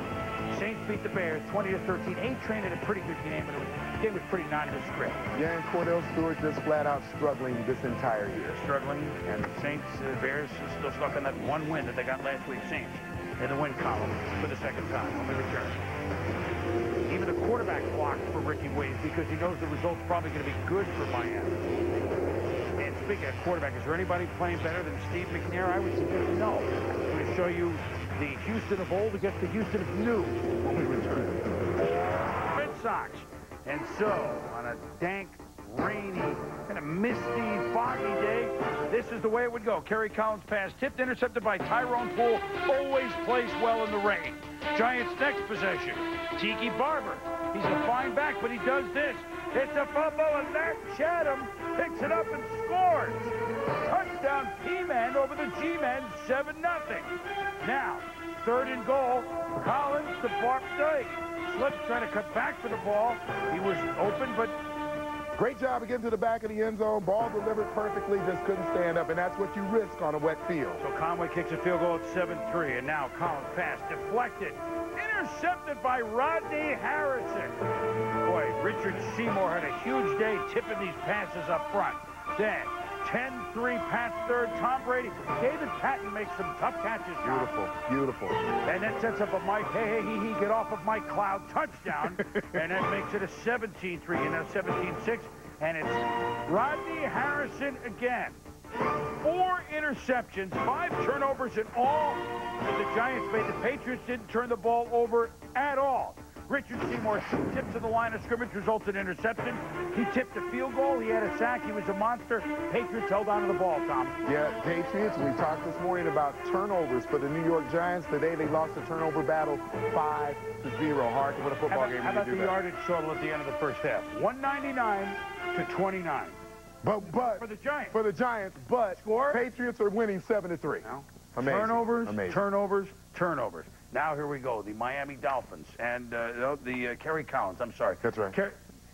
You know what? I know it was wet. I know it was sloppy, but Tommy, you're just not going to win like this. Well, and I think that what used to be a strength for this football team is now something they have to worry about, and that's the offensive line combined with the way that Kerry Collins plays when he plays well. We take a look here. Kerry Collins dropping back. Going to take a little hop, actually, before he delivers this football. And this pass, and we had quite a few today, deflected. And you have to realize Kerry Collins is 6'5", just needs the room cleared so he can throw the football. Then he drops back, looks to Ike Hilliard right here, being defended here by Roman Pfeiffer. Has to pull the ball down. This offensive line, 2 rookies on it, a second-year guy, that's Shockey in the tight end slot position, if you will, right there. 4 guys standing right in front of him. Kerry Collins looks, the pressure comes to him, going to make this throw. Seymour coming from his facial side, delivers the ball off of his back foot into triple coverage. So I think that what we've seen from Kerry Collins, and this is really his history, is that when you give him the protection, when you give him the benefit of a running game, he can be one of the best in the league. I think top 5. When he does not get that protection, he starts to throw off that big back foot, you can count on the Giants having problems offensively. But today, pure and simple, turnovers. And the Giants seem to play best when they're pressed, and they're pressed now. That's right, they're pressed now. They're under pressure. Under pressure a little bit for the Giants, and they already know that Dallas is winning at the top of that division. When we return, well, Marvin Harrison, big comeback Monday night, undefeated Colts. How would he feel against the hard-hitting Carolina Panthers and the Jaguars? Man, would it get worse for them? What a week they had. In came the Dolphins. The ESPN Game Plan College Football Pay-Per-View Package. Call now to order. A man in Austria survived without food or water for 18 days. The largest bicep is 30 inches around. Miller Lite has 1/3 less carbs than Coors Light. Amazing, huh? Miller Lite, great taste, less filling.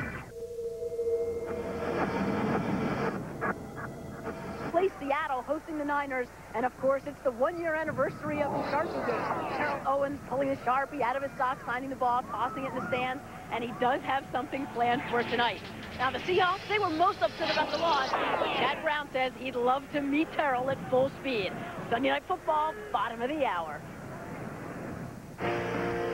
Welcome back to NFL Primetime, presented by Miller Lite. Welcome back to Prime Time. Jay Fiedler, Miami Dolphins trying to win their 4th straight. They're at Jacksonville. Last time they saw them, a lot of these guys weren't here. It was 62-7 Jags in the 99 playoffs. Jimmy Johnson's last game. Now watch Jay Fiedler on Ricky Williams coming around for the first throw, the block. And we've seen him do this many times. Jay Fiedler from Dartmouth. And watch this, huh? Yeah, watch Fiedler. And this is the thing I love about Fiedler. He's not just trying to get in a guy's way. This block is on Tony Brackens, one of the best defensive players in the league, and he clears the way for Ricky Williams to get a touchdown. Outstanding play by Jay. Just 19 carries, 75 yards today. Byron Leftwich starting for Jacksonville. Quite of the news this week as they kept chopping wood. The punter hurt in an axe incident in the locker room. But meanwhile, Leftwich tucks it in and ties the game at 10. Here's the play of the game. Fiedler to Obafemi. Badejo. He fumbles, but Randy McMichael picks it up. It's like they diagram.